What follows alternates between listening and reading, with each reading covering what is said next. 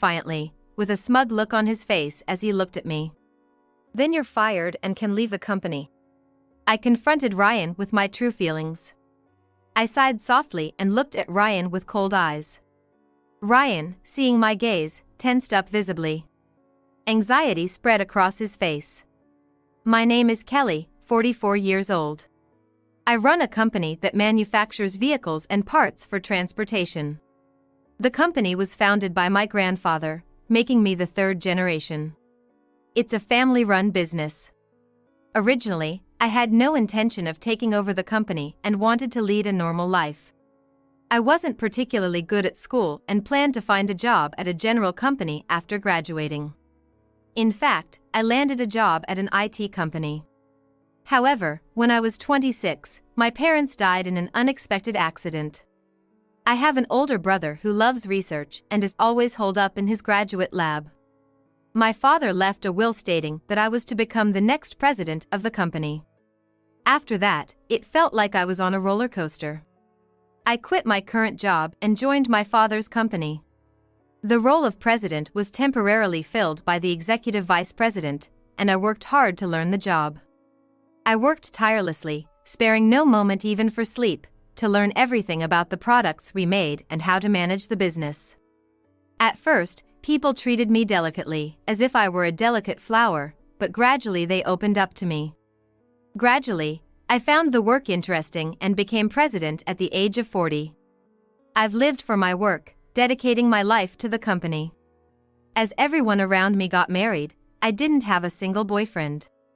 I always prioritized work over leisure. I traveled domestically and internationally for the company, so much so that I hardly remember holidays like Christmas or Thanksgiving. Because of this, my relatives started to nag me about finding a successor. Every time I met relatives at gatherings, they would insensitively tell me to hurry up or I won't be able to have children. "Aren't you lonely?" some would ask. I knew arguing would only bring more nagging. So I just smiled wryly and left the conversation quickly. Thanks to dedicating my life to the company, our performance steadily improved. Incorporating IT played a big part in this. I started to have a bit more free time and could enjoy my leisure time. That's when I met Ryan, and we met through bowling. A client recommended it, and I took it up lightly, finding it suited my personality and got quite into it. I even bought my own ball and shoes and started participating in tournaments. Ryan was someone I frequently saw at the bowling alley. He was fun to talk to, taught me many things I didn't know, and we even entered tournaments as a pair. After going out to eat several times, Ryan confessed his feelings on one of those occasions, and we started dating. Ryan is the same age as me, but often looks younger, sometimes even in his 20s. I've often been mistaken for his older sister. "You probably think I'm unreliable," he would say, looking embarrassed every time. Ryan has many hobbies. From baseball to soccer and golf, he not only likes watching sports but also playing them. Influenced by him, I took up golf. It wasn't just sports, he also took me to concerts and theaters. Ryan introduced me to a world I never knew, and I became completely captivated by him.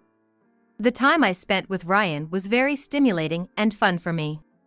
My first boyfriend at 44.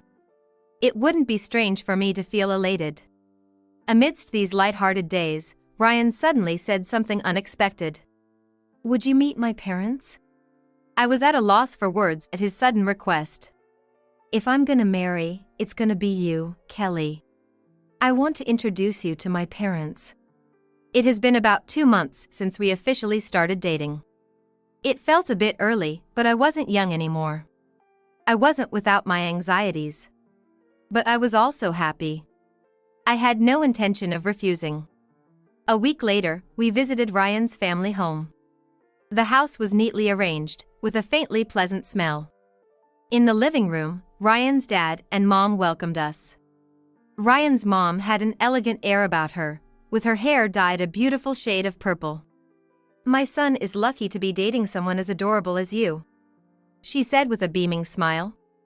"You're truly a wonderful young lady." Receiving such praise made me feel a tickle of unease on my back.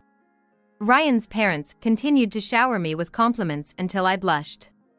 Ryan, sitting beside me, looked proud. Right? Finding someone like her at 44 is a real catch. Ryan said with a laugh, but I felt a bit uncomfortable with his wording. A sense of unease began to spread in my chest. But Ryan and his parents were all smiles, making me think that getting along with such lovely in-laws after marriage would be possible. The anxiety I felt earlier vanished. However, I noticed Ryan calling his parents mommy and daddy. I used to call my parents mommy and daddy too, but is it common for adult men to do the same? It seems rare. Perhaps I'm just out of touch with societal norms. Having lost my parents early and being focused on work, I admit I'm not well-versed in social conventions. I decided not to dwell on it, assuming it's just me being unconventional. Surely, Ryan must have a good relationship with his parents.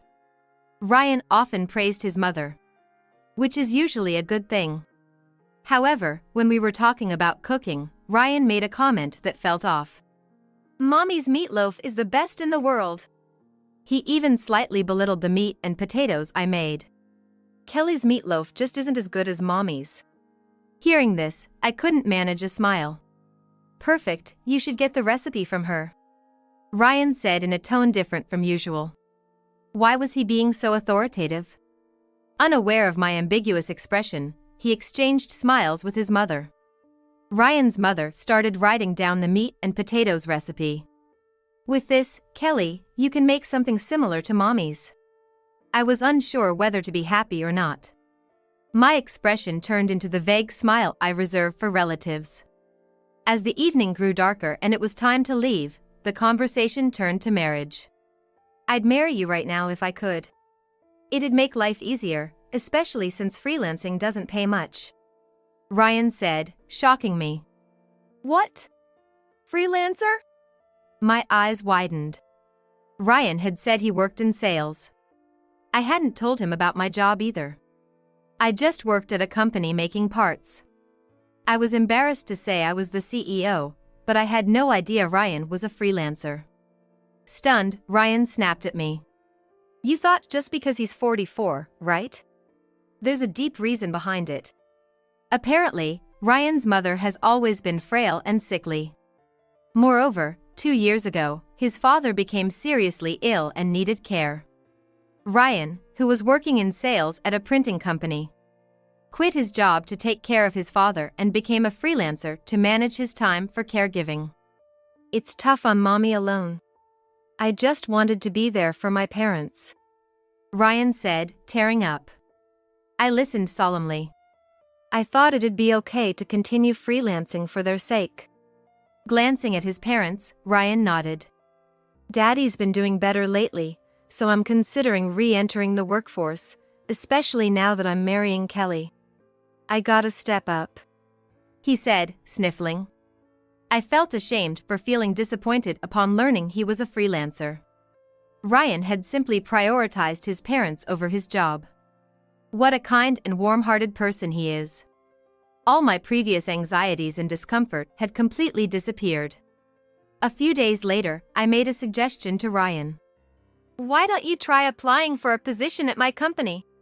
Ryan seemed surprised by my sudden proposal. Only if you're okay with it, of course. I was careful not to pressure him. Ryan seemed hesitant about working at the same company as me. Our sales department is actually short on people. It would really help if you could join. I chose my words carefully, not wanting to hurt his pride. You'd be in a completely different department from me. However, Ryan's concerns were elsewhere. If I'm gonna work, I want to earn. I want to make Mommy feel secure. It was all about the money, then. Did he think I wasn't earning enough? So, I pulled out my tablet and showed Ryan our company's job site, detailing the average salary, holidays, paid leave, and benefits. This might not be too bad, Ryan said, looking over the tablet with growing interest. Just as the company was looking to significantly expand its sales team, Ryan was hired without a hitch. I had informed my secretary about Ryan's application from the moment it was submitted. thinking I might ask her to handle any potential issues in the future. I also had another request for the secretary related to our website. Ryan and I decided to get married as soon as he got the job. We didn't have a ceremony. I didn't want my relatives to know, and I wanted to keep it a secret from Ryan that I was the CEO. I was surprised how easily his parents agreed, fearing they would object. His mother was only concerned about how often we could visit their home. Instead of a wedding, we held a small dinner at a restaurant and postponed our honeymoon. I was busy with work, but Ryan also seemed unenthusiastic about a honeymoon. Can't be away from mommy and daddy, can I? There it was again. Mommy and daddy. It just didn't sit right with me. We decided against moving into a new house recommended by a real estate agent. Considering Ryan's freelancer status, it seemed best to avoid unnecessary expenses. After some thought, we chose my apartment as our new home. Ryan agreed. Probably because it was closer to his parents' house. After moving in together, Ryan's attitude began to change. He started looking down on me. Which department are you in? Ryan didn't seem to see me as a business owner. I didn't intend to keep it a secret, but I preferred it not to be widely known. Then, Ryan said something unbelievable. Well, it doesn't matter. You'll be quitting anyway. I was shocked. Quit? Who's quitting? What was he talking about? Was it not Ryan, but me who was supposed to quit? A bad feeling washed over me.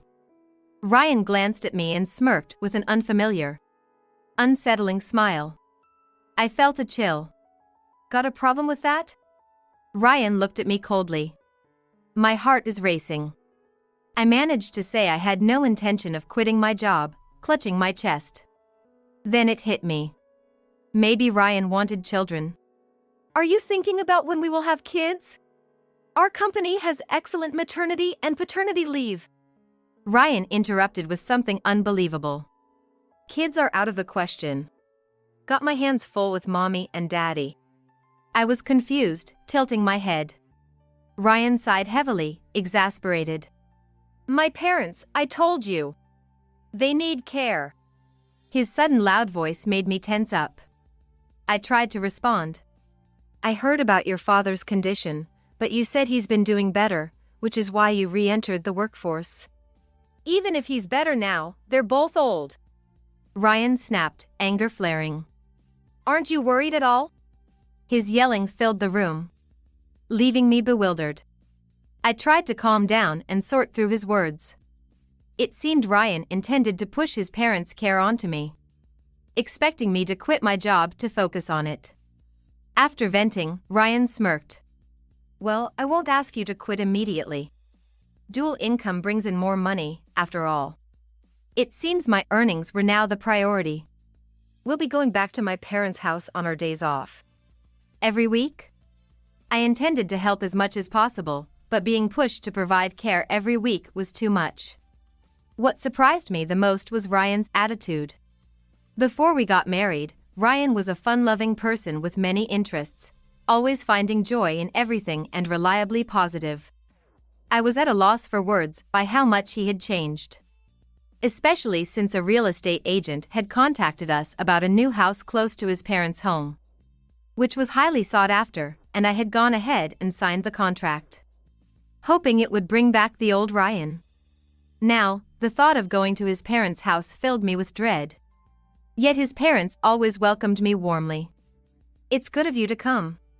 We have some cookies someone gave us, let's have them together. His father said with a smile that reached his eyes. Sorry to have you come over on your day off. His mother said, showing great consideration for me. No, not at all. Having Kelly here makes it feel like my daughter has come home. His mother said, her eyes welling up with tears, and I felt the same warmth in my eyes. I decided to proceed with the new house purchase, thinking it would be all right with his parents around. His mother always prepared my favorite sweets whenever I visited, touching my heart each time.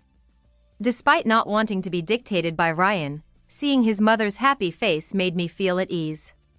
Eventually, Ryan and I started visiting his parents' house separately due to my work schedule, making it impossible to visit every weekend.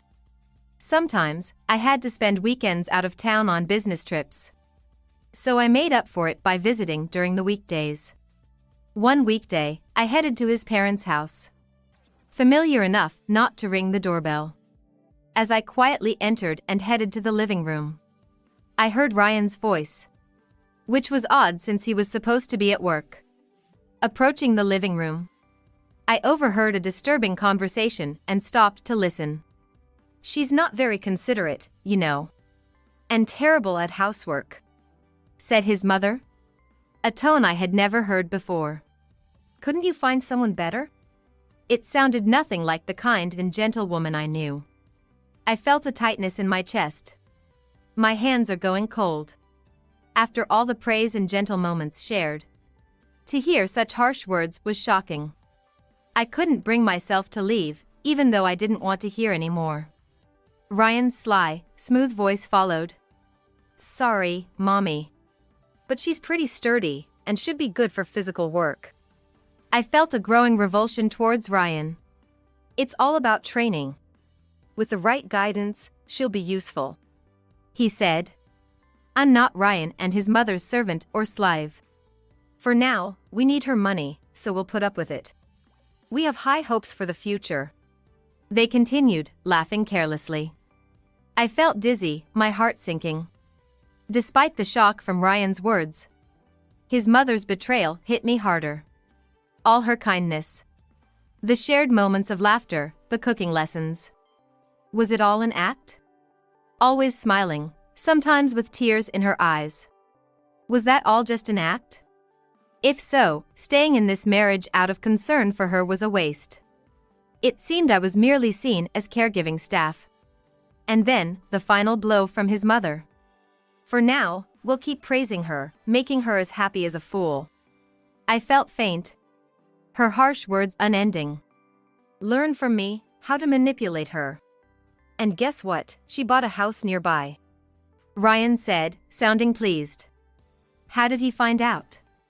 "The real estate agent called the house." I realized the real estate agent had called our home. A mistake on my part for not insisting on mobile contact only.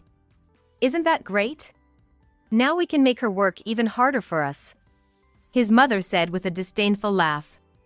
I had heard enough and quietly left the house, my grip on my phone so tight my hand was numb. On my way home, I sent Ryan and his mother a message saying I suddenly felt unwell. If I had known it would come to this, I would have never married. The word divorce was floating around in my head. I've always been someone who acts quickly once I've made up my mind. I always choose regretting doing something over not doing it at all. In society's eyes, divorcing so soon after getting married might seem bad. But considering the time spent with someone I dislike, sooner seemed better. I couldn't stand living with Ryan anymore. I immediately prepared the divorce papers. I'll also cancel the new house contract. If not handled well, I could lose my assets through property division. However, I think I'll be okay if I use Ryan's emotional abuse as leverage. I have both an excellent consulting lawyer and a sincere secretary on my side. After making my decision, I decided to act more cautiously. I avoided confronting Ryan and continued to pretend to be submissive. According to reports from my secretary, Ryan had caused several problems at work. This was just the tip of the iceberg. It seemed that divorcing Ryan wouldn't be enough to sever ties completely. I wanted to resolve the workplace issues quickly and then proceed with the divorce as soon as possible. And I decided to keep it a secret that I am the president of the company. If Ryan or his parents found out before the divorce, it could complicate things. Although it was embarrassing, I told my secretary everything. With her help, I steadily prepared for the divorce. Life with Ryan was suffocating, and I felt like I wasn't truly alive. Once I had a plan in place, I ran into Ryan at work. "Perfect timing," he said, approaching me with a full smile. He pulled me into an empty meeting room. "You're hiding something from me, aren't you?" Ryan's sneering laugh sent shivers down my spine. I heard you bought a house. Got a call saying it's ready to move in. I sighed inwardly. So, that was it. I'm moving in with my parents today. If you don't like it, we can divorce and you can leave. I was utterly disgusted. It seemed the time had come to face Ryan directly. He stood defiantly, smirking at me, thinking I would admit defeat and comply with his demands. The days of listening to him for his mother's sake were over. I had thought his parents were good people who cared about me. But after seeing his mother's true nature, I had no intention of confiding in his parents anymore. Then you're fired and can leave the company. I smiled at Ryan and confronted him with the truth. Huh? Ryan let out a perplexed noise, but probably thought it was some weird joke. He quickly regained his composure and laughed it off. Fired? You're not my boss. Have you lost your mind? I sighed softly and looked at Ryan with cold eyes. Seeing my gaze, Ryan tensed up. Anxiety spread across his face. I took a deep breath and spoke calmly. The funny thing is you not knowing the face of your company's president. I showed Ryan the company newsletter featuring an interview with me as the president, with my photo included. Ryan stared at the newsletter as if trying to bore holes through it, then looked back at me. You? No way, you're lying. His face drained of color as he muttered to himself. Got it now? Ryan seemed to collapse on the spot as if all the strength had left his body. No, it's not like that, Kelly. I didn't know anything. He pleaded, trembling and his voice shaking pathetically. Didn't know? No, you just didn't bother to find out. He could have known at any time if he wanted. The company newsletter was available in the break room and cafeteria, and a simple search on his smartphone or PC would bring up my photo. Even if the company website was deleted, my photo could still be found online. Simply put, Ryan wasn't interested. He lacked passion for his work, thus being relegated to menial tasks within the company. To him, the only important things at work were income, time off, and benefits. I was just another unimportant thing to him. But I needed more. We're not done here. We haven't finished talking about the divorce. Ryan visibly panicked. Do you even understand what you're saying? He never thought I would agree to a divorce. Yes, I can't become the ideal lady you want me to be. So, divorce is the only option. I pulled out the divorce papers from my bag. I had kept the divorce papers with me ever since I decided to divorce. Do you realize what you're doing? Ryan looked incredulously between the divorce papers and me. I took out a pen and placed it on the table. Sign it quickly. Ryan was frozen, his face drained of color. Oh, not divorcing? Was it all talk? Snapping back to reality, Ryan slammed the divorce papers on the table and signed them hastily. Now we are strangers to each other, I stated matter-of-factly. Don't come to regret it. Talking back to your husband is a failure as a wife, Ryan said mockingly. Good riddance. A woman who chooses her job over mommy and daddy, glad to be rid of you, he added, sounding like he was making excuses. Oh, my apologies, I replied calmly, not minding his comments. What are you going to do after divorcing? You know how sad my parents will be without you? Do you understand how lonely they'll feel? How ridiculous. They talked behind my back together. I was so angry that I couldn't find the words. I wanted to lash out at Ryan right there, but all I could do was clench my teeth and glare at him. Taking advantage of my silence, Ryan continued to berate me. Poor mommy and daddy, they said they're hungry and there's nothing to eat.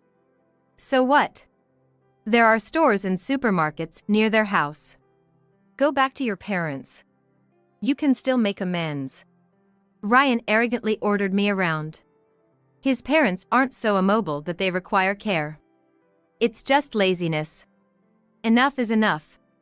We are strangers now. And I have an important meeting to attend today, I managed to say. Anger brought me to a state of calm clarity. If it's so important, you should take a leave and go yourself. I refuse to sacrifice my important company for the likes of them. I've been patient and obedient enough. Ryan, not expecting me to talk back, stepped back. You're talking back to me? For a wife, that's out of line. I've said it multiple times, but I'm not his wife anymore. Plus, Ryan's values are skewed. He must think a wife is a slave to her husband, silently obeying. And he only imposes things that are convenient for him. What do you mean a wife's place? Who do you think you are? I confronted Ryan without holding back. He gritted his teeth in frustration. They're your parents. Why don't you take care of them yourself before pushing it onto someone else? If they're so important, Ryan can take a leave and visit his mother himself. His job was just organizing the storeroom. With no deadlines or external appointments. He could easily take a day off if he talked to his boss, but he pushes it onto me. His mother's condition can't be that bad. It's just a desire to use me as they please. Ridiculous. Why should I have to take a leave for them? He's so selfish, even about his own parents. Ryan's illogical reasoning seems endless. Listen well. Taking care of mommy and daddy is your job. I'm tired of hearing mommy and daddy. What do you expect from me? I don't expect a sensible answer, but I asked Ryan anyway. Ryan scoffed and replied, You're supposed to take care of everything for mommy and daddy. I couldn't believe how absurd Ryan was being. How shameless can he get? I'm a stranger now. Take a leave and go yourself. I stated plainly. Ryan choked up. Unable to respond. The care of his mother shouldn't be pushed onto me, he should take a leave and handle it himself. To do nothing and complain only to me is outrageous. You would have been satisfied with anyone who would take care of your parents, wouldn't you? Ryan opened and closed his mouth, shaking his head. His face was pale. That's not true. If I had known Kelly was the president, I wouldn't have made her take care of them. Despite saying know your place as a wife earlier, Ryan quickly changed his tune. Deep down, I knew he wanted to exploit me to his advantage. And this was his way of flattering me. However, Ryan gave himself away with his next comment. With enough money, you can hire someone. There it was, the crux of the matter. Ryan always relied on others. So, caregiving is someone else's responsibility, huh? Are you planning to just play around with mommy while doing nothing? That's not it. Ryan said with a forced smile. Suggesting maybe a different future could have been possible if they had manipulated me better. The thought alone was horrifying. What if I hadn't known the true nature of Ryan's parents? I might have happily agreed to his proposals. There could have been a possibility where Ryan focused on caregiving, and I was the breadwinner. Ryan had squandered that chance himself. It might have been a stroke of luck for me. Ryan looked up at me with tearful eyes, pleading. Please, let's start over. We were good together, weren't we? Let's go places again. I remembered the various places Ryan took me on dates before we got married. The places you took me were fun. I acknowledged, and Ryan's face lit up. Perhaps thinking there was a chance. I was foolish to be deceived. It's been hell since we got married. I glanced at my watch, indicating I was in a hurry. Well, I have a meeting to prepare for. I'll contact you about the dismissal. Waving lightly at Ryan, I reached for the door to leave. Before I could open it, Ryan grabbed my left hand. Turning around, I found Ryan glaring at me. We're not done here.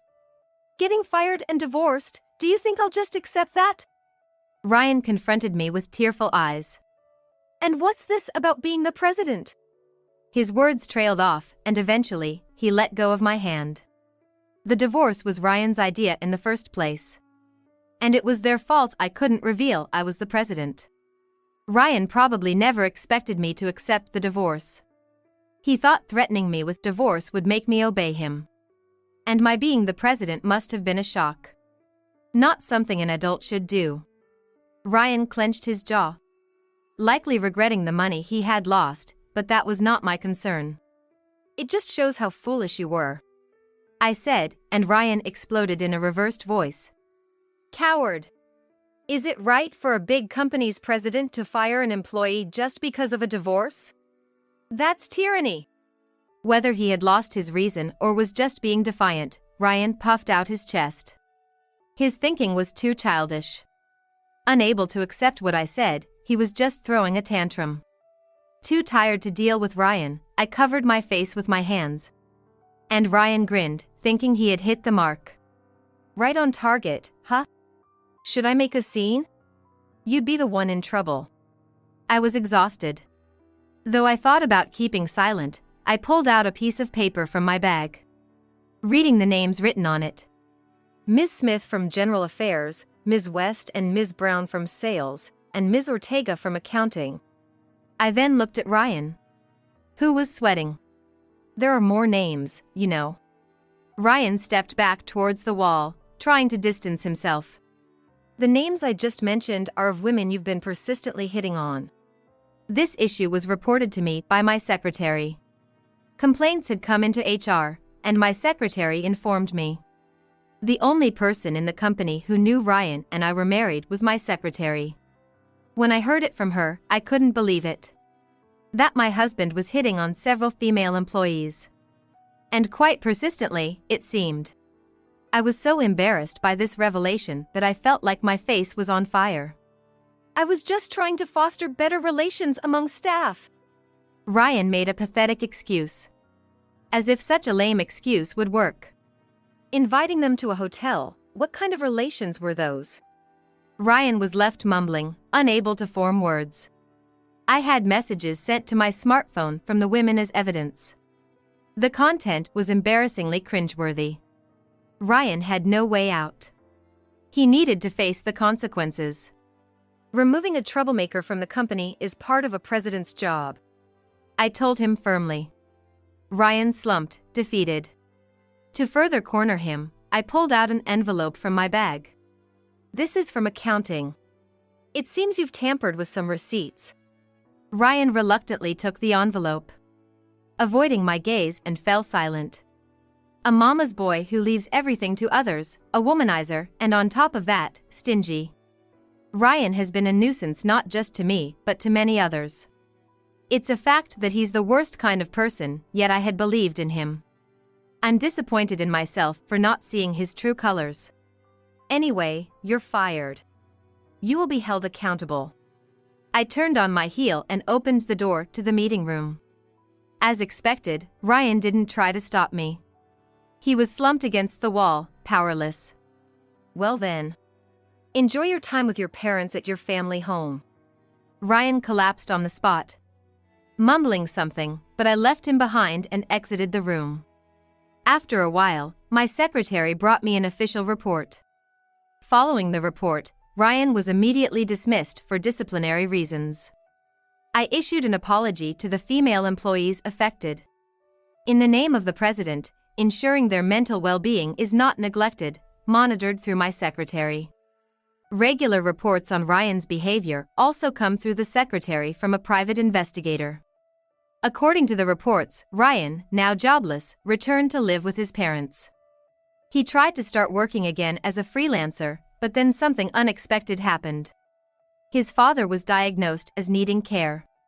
And shortly after, his mother developed dementia. Ryan ended up caring for both his father and mother. His mother sometimes wanders at night, leading to sleepless nights for Ryan. Working during the day and caring for his parents afterward, he said he didn't have enough bodies to cope. I need help. Please provide some financial assistance. Ryan contacted me several times. If the divorce had been amicable, I might have helped. However, Ryan and his family treated me like a slave. There's no room for sympathy for such people. Each time, I responded to Ryan with a professional tone. I am unable to assist you. Please refrain from further contact. Should it continue, appropriate actions will be taken. After that, Ryan stopped contacting me. Deciding that I had enough of marriage after divorcing Ryan, I chose to live on my own. I kept the new house I had contracted and rented it out. It's on land likely to appreciate in value, so there shouldn't be any loss. Work is going well, and the company's performance is on the rise. Work has become my purpose in life, and I'm more devoted to it than ever. However, I can't quit bowling, which Ryan introduced me to. I still participate in tournaments and have joined a bowling community circle. Most members are older than me, providing a wealth of life experience to learn from. Recently, a man close to my age joined the group. Unlike Ryan, he's gentle, unassuming, and reserved. Yet, when he gets a strike, his joyous expression is so charming, I find myself secretly thrilled. For now, I keep telling myself that my job is my life. Someday, happiness will come my way, too. With that hope, I continue to dedicate myself to work every day.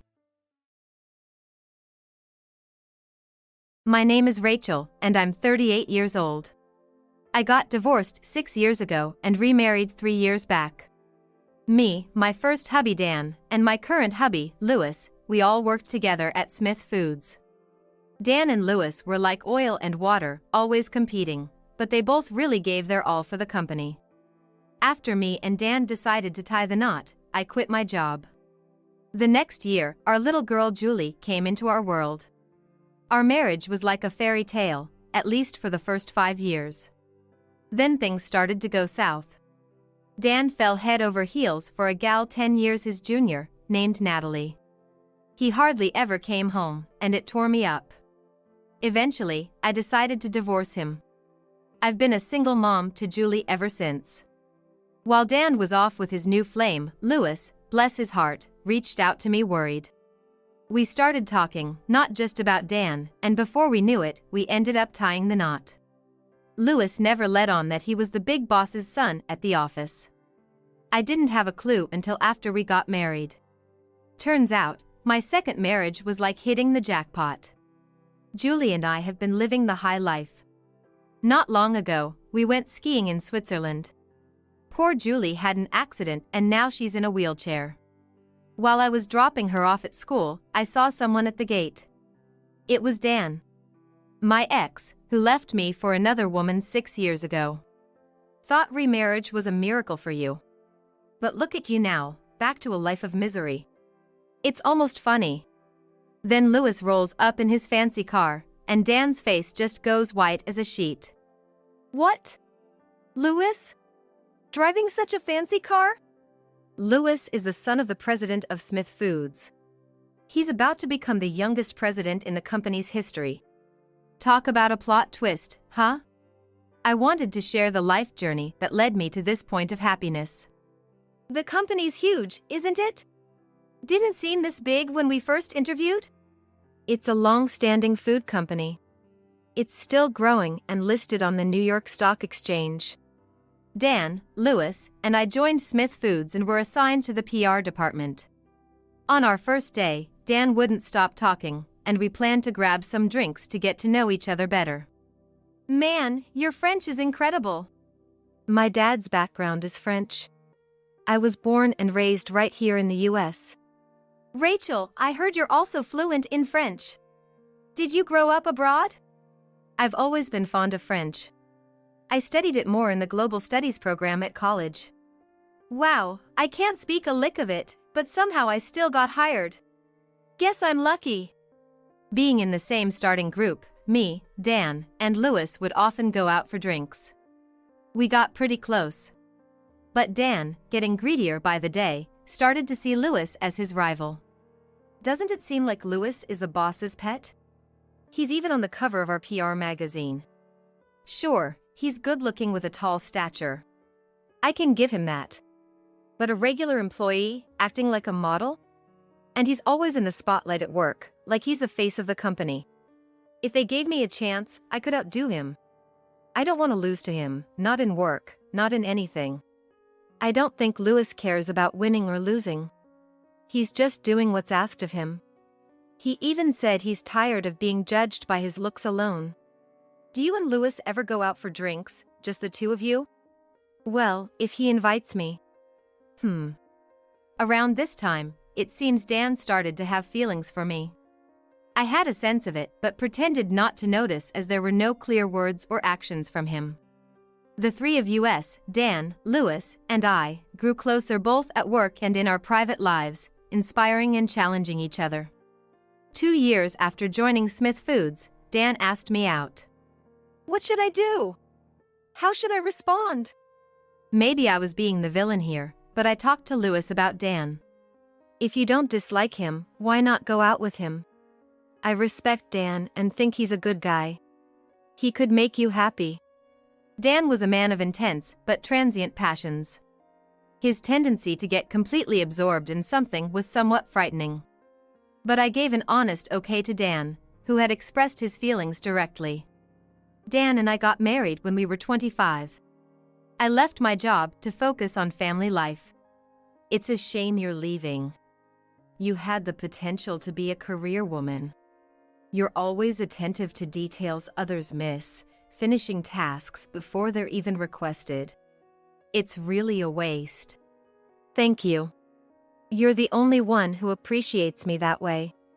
Contact me anytime if you need anything. Though, I think Dan will take good care of you. If he ever cheats, I'll be right there to give him a piece of my mind. Lewis said lightly, a statement I would come to remember. Dan, if you're going to be late, at least let me know. Dinner's going to waste. Stop nagging. It's because of your constant complaining that I don't want to come home. Don't forget, Julie has her school play tomorrow. Tomorrow? I've got plans, but I can't make them. What? I told you to keep your schedule free ages ago. Julie's looking forward to you being there. 6 years into our marriage. Our daughter Julie is now 5. The once doting father, Dan, had changed completely. I wondered what caused it. Was it because he knew I was aware of his affair? Dan was boldly enjoying his time with his mistress. This mistress was a piece of work, shamelessly bragging and belittling me, his wife. Oh, tomorrow's your mistress's birthday, right? You withdrew savings for a brand accessory gift, didn't you? I saw her bragging about it on social media. Her family's wealthy, right? Her dad's a company president? So why are you spoiling her? Are you being played? It's creepy how you snoop around. I got this information from a junior at Smith Foods, Bob, who had taken a liking to me and admired me. Dan was apparently proud of having a mistress. He blabbered and boasted about things I didn't even ask. I heard you met her at her cafe at the station. She was so cute that you gave her your number, hoping for a chance. And she contacted you first, right? That woman, either she's not used to attention or she's overly confident. And she's just in her 20s, right? I doubt she's serious about you. I'm not a lost cause yet. Dan declared defiantly, choosing to be open rather than hide. So, you frequented her cafe every day, and it paid off. Don't you realize you get too obsessed with one thing and lose sight of everything else? I've always been devoted. Did you know your mistress has been harassing me? It's pretty serious slander. If I take this to a lawyer, it could be a legal case. She's posting on my social media, calling me horrible names, accusing me of not doing housework, of cheating. She's spreading lies.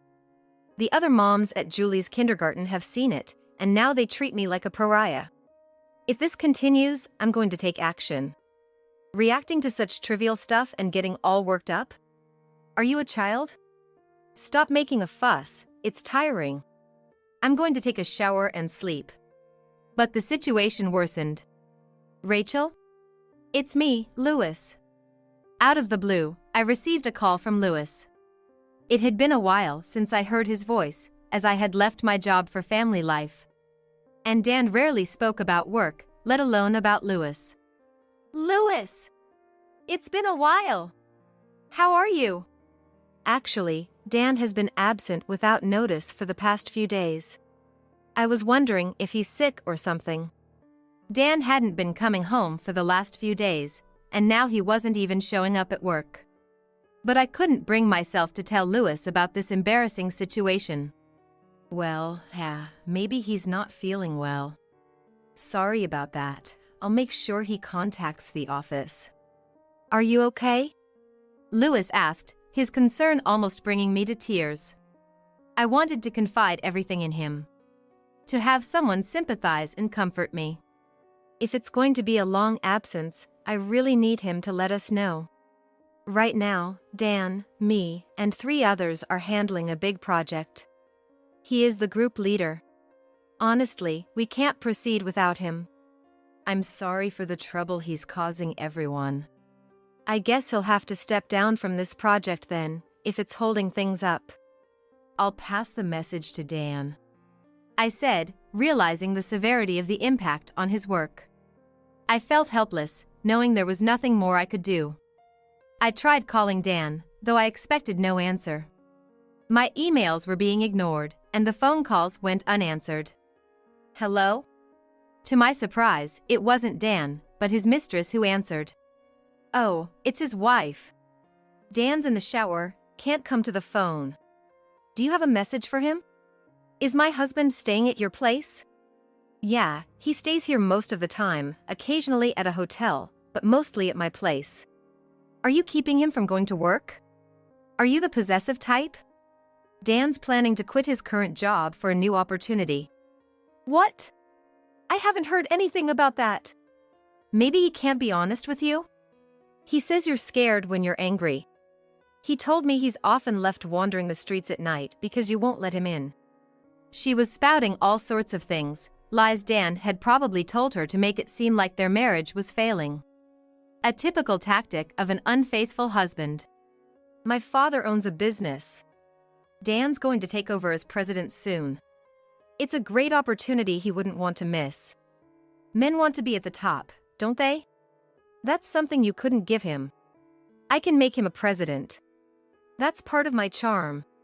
Her father's business, a cafe, was just a small shop in front of the station. They were planning to expand into a chain.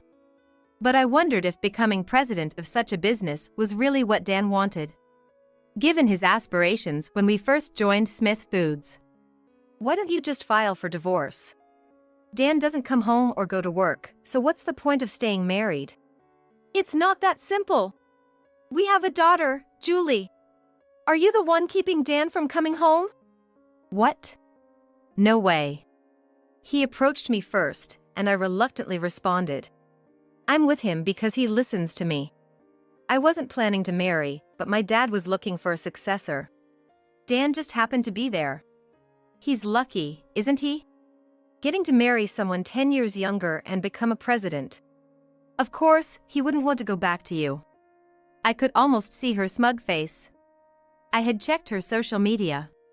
She was the typical influencer type, flaunting her lavish lifestyle with branded goods. She's deliberately posting with the prices included. It seems like she's being supported by young women who aspire to be like Natalie. Sorry to bother you again. Today, Dan's agent contacted me. He wants to resign. Probably hired one of those famous resignation services. It's kind of unmanly for him, isn't it? So, he's officially resigned, but what are you planning to do with him? It's likely going to end in divorce. Divorce? It's come to that? The truth is, Dan doesn't plan to come home anymore. He's been at his mistress's place for almost a month, no contact, not coming home. What? It's gotten that bad? That's serious. Divorcing now, when my daughter Julie is just about to start school, would hurt her, wouldn't it? I tried to envision us getting back together, but it's impossible now. Dan has completely moved on to his mistress. Dan has always been the type to forge ahead once he makes up his mind, not listening to others. That's why I think he left everything behind to be with her, kind of like eloping. If there's anything I can do, don't hesitate to ask. Thank you. Since then, I often found myself turning to Lewis for advice. Even on the day I signed the divorce papers, I instinctively called him. I'm disappointed in Dan. He always said he would never cheat. Aren't you about the age to start thinking about marriage? Don't you have someone special? No, not really. I think I'm okay with getting married around 40. I don't have any particular desire or ideal vision of marriage. He was as handsome in character as he was in looks. Popular but never boastful or arrogant. I was genuinely curious about what kind of woman Lewis would eventually marry. Even after my divorce from Dan was finalized, I kept getting updates from my junior, Bob. He loved gossip and was known as Smith Foods' very own entertainment reporter. "I'm so tired. What's for dinner tonight?" "Order delivery." "I'm tired too." I heard that Dan, now married to his mistress Natalie, was struggling. He had been handed the reins of the cafe, her father's business, and was already facing difficulties. Dan had initially been enthusiastic about turning the business around, but he couldn't fully commit to the job, finding it uninteresting. "Tired? That's because you've been out and about, not doing housework. You wanted to do it perfectly and even stopped working at the shop, but in the end, you didn't do anything. I'm only 22, you know? My friends are still single. I'm not going to be tied down at home." Their marriage was clearly not going well. 3 years after my divorce from Dan and his marriage to Natalie, they were still together, albeit unhappily. "Wow, here?" Julie was understandably surprised. I was even more so. Julie and I were standing in front of Lewis's family mansion, having been invited over. The house was enormous. "Hey, welcome." Lewis greeted us warmly, his charm just as evident in private. Meeting Lewis's parents and having a pleasant conversation with them, it suddenly dawned on me. "Your father is from Smith Foods, right? You didn't use the Smith surname. Was it to avoid being known as the president's son?" I couldn't just become the president overnight. I wanted to start from the ground up, to understand what our employees go through. My dad still says I have a lot to learn. I'm really sorry for keeping it a secret until now. No way, this is like hitting the jackpot. Lewis had recently proposed to me, and today I was meeting his parents to officially announce our engagement. "I feel so honored that you would marry someone like me, a divorced woman with a daughter." "Why are you being so formal? Just be your usual self, Rachel." Lewis lightened the mood, and we spent the day with smiles. Lewis had always been there to listen and advise me during the rough patch with Dan. Our growing closeness seemed inevitable. My biggest concern about remarrying was Julie. Would she need a new dad? Why does Lewis have to leave? Why can't he just stay with us? Julie had asked earlier.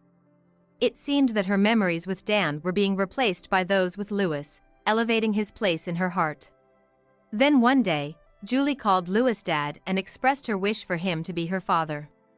That's how Lewis and I started preparing for our marriage. "What? Rachel and Lewis getting married?" That was Dan's initial reaction when our junior colleague Bob, a gossip lover, told him about our wedding. "When did this happen?" "Rachel doesn't like guys like Lewis. She used to say he's too skinny and unreliable. She needs someone like me who goes to the gym." We're complete opposites. Rachel's taste in men is so inconsistent. She just goes for any guy who says he likes her. She's not even that pretty, and she's got a kid, and she's in her mid-30s. A younger, prettier woman without a kid is obviously better. What is Lewis thinking? With his looks and brains, why a divorced woman with a child? What's his angle? They'll break up soon, maybe in 3 years. Me and Natalie? Dan was evasive when it came to his own affairs. But Bob skillfully managed to draw the conversation out. After all, even though it's a small cafe, people say the prices are high. The coffee taste isn't that bad either. That's why I've kept the prices high, but the customers don't seem to understand. They wonder why good drinks can't be cheap. But the scale is just too different. I used to work for Smith Foods, a big food company, you know? Dealing with a coffee for $5 each, that's just small fry. And about Natalie, are things going well with her? Since the beginning of the marriage, there was an uneasy atmosphere, but it has somehow lasted for 3 years. Things aren't going well with Natalie. She's young, with a wide social circle, and won't listen to me. Her parents just dumped the failing business on me and turned a blind eye. We're like a couple in name only. I tend to get obsessed and then lose interest quickly. Natalie can't leave me now that I've taken over her father's failing business. She should be grateful to me, but we'd barely have a marriage. No housework, no marital life. A housekeeper? Impossible, her family isn't that rich. Just because someone calls themselves a president doesn't mean they're wealthy. I was astounded by how freely he talked to a junior colleague.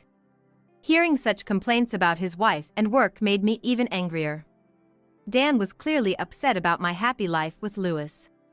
He hadn't accepted the fact that I was remarrying Louis. Then, 3 years later, "There's something important I need to discuss." I got a sudden call from Dan.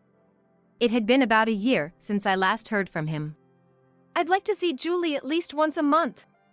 I can't afford a lawyer, so I want to talk to you directly." His sudden interest in Julie seemed too convenient.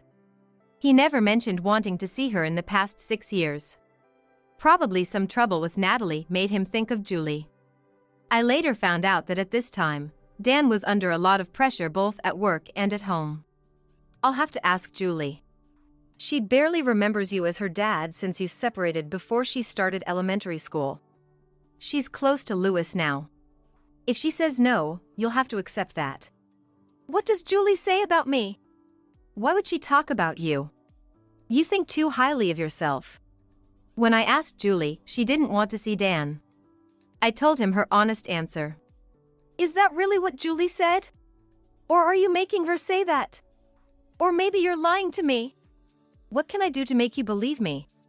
After I said that, Dan was left speechless. For a while, there was no contact from him, so I thought he had given up on meeting Julie. Yet, today, he was lurking at the gate of Julie's elementary school. Julie was in a wheelchair, and Dan mistakenly assumed she was disabled. She had injured herself skiing on our recent trip to Switzerland and was using the wheelchair just until she recovered. But Dan made a very rude comment about it. What's all this commotion? Louis arrived in a luxury car to drop off Julie. "Why such a fancy car? Louis, really?" Louis is the son of the president of Smith Foods. He's set to take over as president soon. "What? Louis is the president's son? He never hinted at that. Why did he keep it a secret from us? Was it because he thought we would act differently around the president's son? That's just arrogance. Even changing his name. He should have worked at another company if he wanted to start from the bottom. If he doesn't have the guts for that, he shouldn't be president. Louis is too soft." Dan ranted, seizing the opportunity to complain about Louis. Even when we were married, he always bad-mouthed Louis. What are you doing here? If you don't have business, please leave. I can call the police for suspicious behavior. You're just showing off because Rachel's here. You don't look good at all. I'll excuse myself then. I came to see Julie. She's my child, I have the right to see her. I already told you, Julie doesn't want to meet you. Whether that's true or not. And I don't want her to meet you either. You chose your mistress over a still young Julie. I think you're unclean for that reason. You barely attended Julie's kindergarten events. Do you have any idea how lonely she felt? Do you know what she said the first time she wore her school backpack? She wondered if you would be happy to see her. After that day, she stopped talking about you completely. I said, holding back tears. I not only worked a day job, but I also worked as a web writer from home to ensure an income. I was so busy with housework that I hardly had time to talk with Julie. I made her feel lonely too. So that's why you married wealthy Louis. I didn't even know Louis's father was the president until we decided to get married. I was drawn to Louis's kindness and warmth. Even if he weren't the president's son, I would have married him. You and Louis have been together since you joined the company as new employees, weren't you? This kind of thinking is pointless. He's just trying to find a loophole to gain an advantage because he's at a disadvantage. Now that I think about it, there are a lot of things that make sense. She just happened to start dating and then marry me when she was having a little fight with Louis. Maybe that's the real story, huh? That's a far-fetched story. We have nothing to be ashamed of in our relationship. Just a man chaser, huh? You always pick men from the same circle. Married two guys from the same PR department you joined. You should broaden your horizons. And what about your marriage? Married a girl 10 years younger, abandoning Julie. She's probably tired of you by now. That's typical for you, isn't it? Happy just to win someone over, but then you lose interest. The classic once you've caught the fish, you don't feed it mindset. This conversation is a waste of time. I'm leaving. Running away, huh? Figures, you can't have an equal conversation with me. I'm not interested in small fry. I heard your rice ball shop is in trouble. Good luck with your presidency. I have bigger business goals in mind than a $5 coffee. In the end, Lewis had the last word. I got emotional too.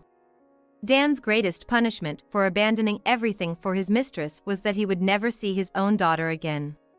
And as Lewis said, Dan's cafe went bankrupt. Dan, now the president, was saddled with debt. He had been tricked into taking over Natalie's father's failing business. Dan was deceived because of his own ulterior motives. Natalie, having found a new boyfriend, left him and filed for divorce. Then came a happy event for me. I was pregnant with Lewis's child. Though it was a late pregnancy, both Lewis and I were overjoyed. His parents were happy about that.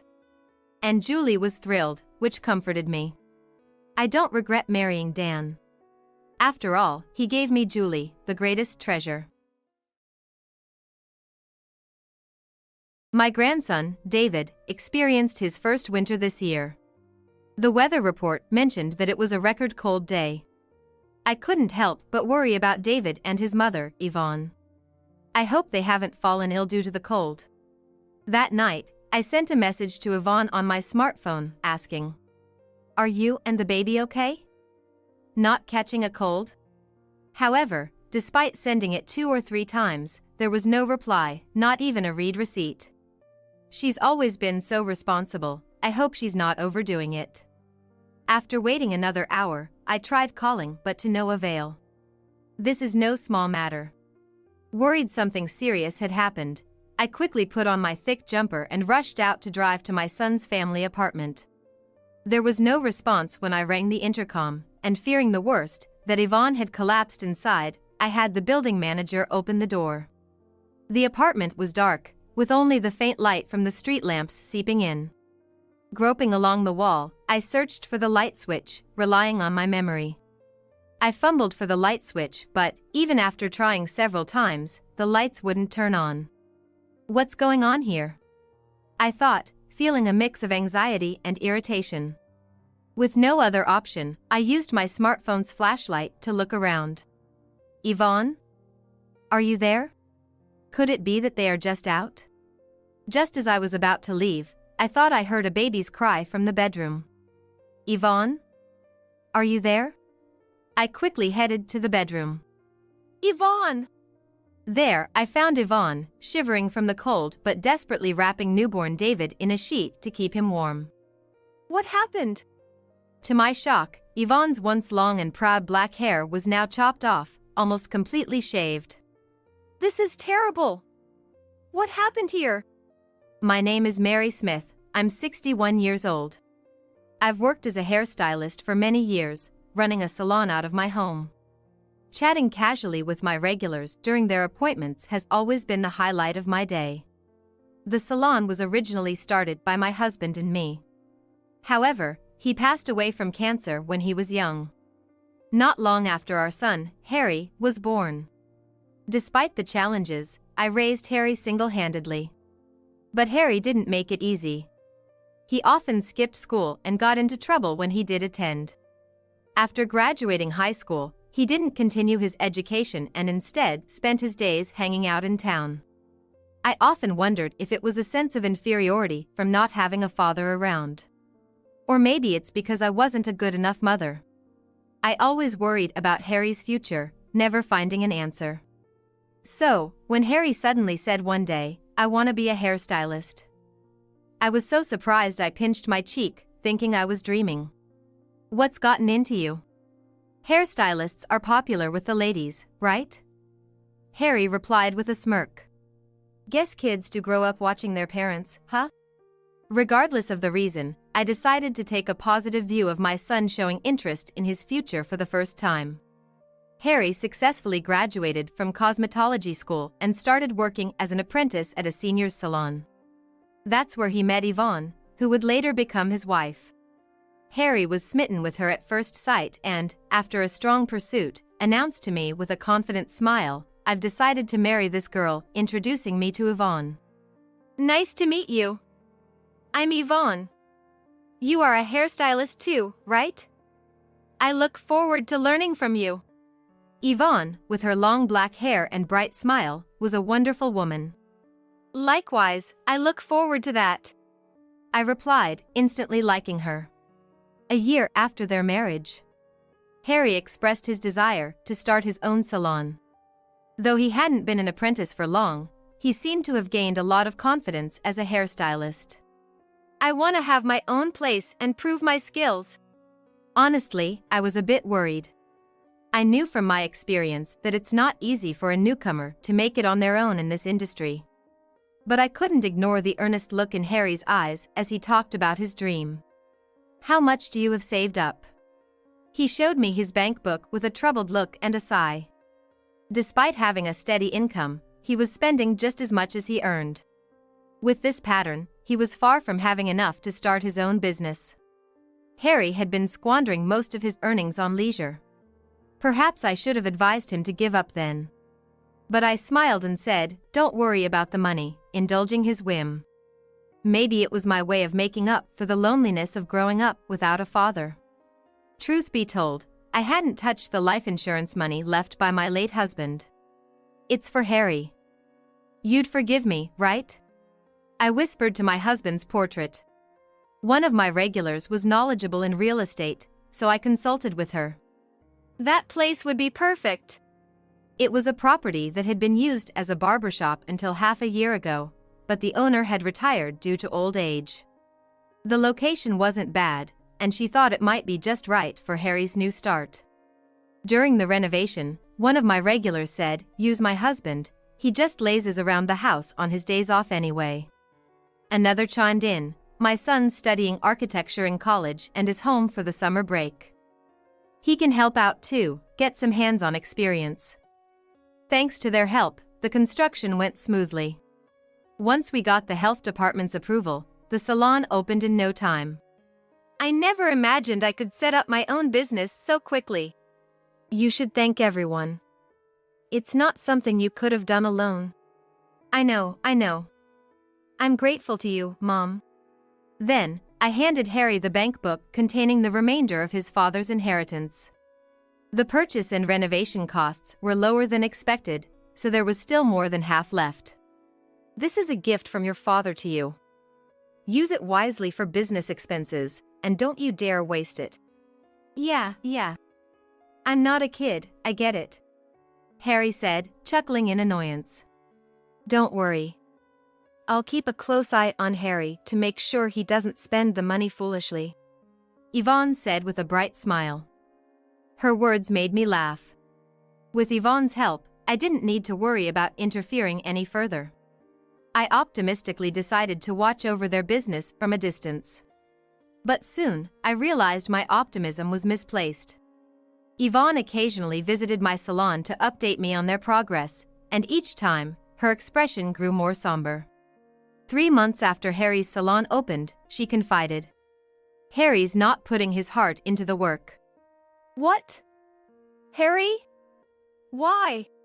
He was so enthusiastic at first, sure that his skills would bring in customers. But within a month, he stopped smiling and began treating customers coldly.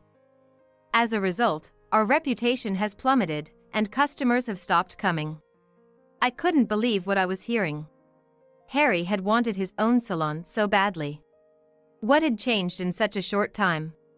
Harry thought that being a good hairstylist was all it took, but running a salon is more than that. Yvonne sighed. Indeed, she was right. Business doesn't work just the quality of your work. Customer service plays a huge role in business. It seemed Harry was missing that fundamental understanding. So, what's Harry doing now? He's frustrated about the lack of customers and spends his days drinking. If he doesn't get his act together, we'll lose even more clients.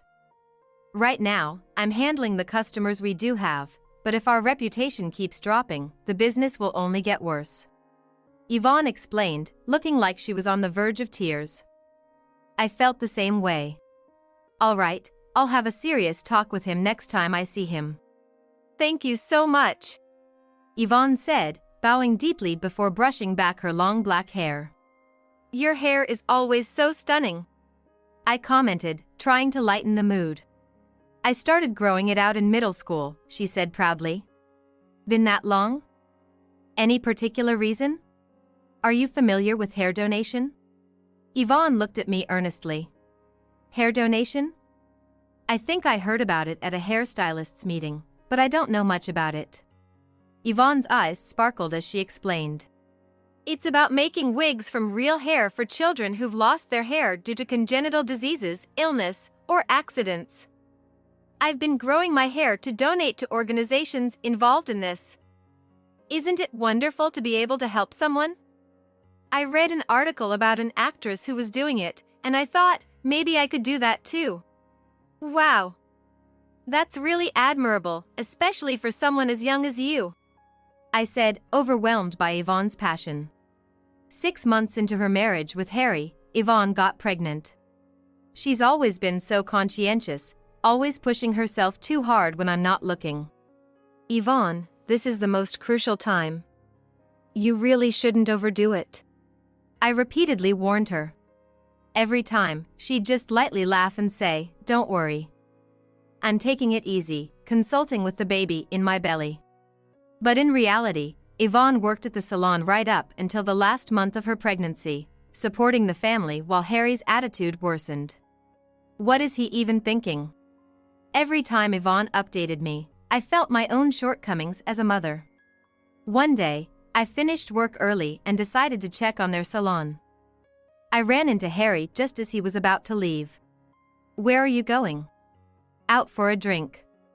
There won't be any more customers today anyway, he said nonchalantly, laughing off his situation.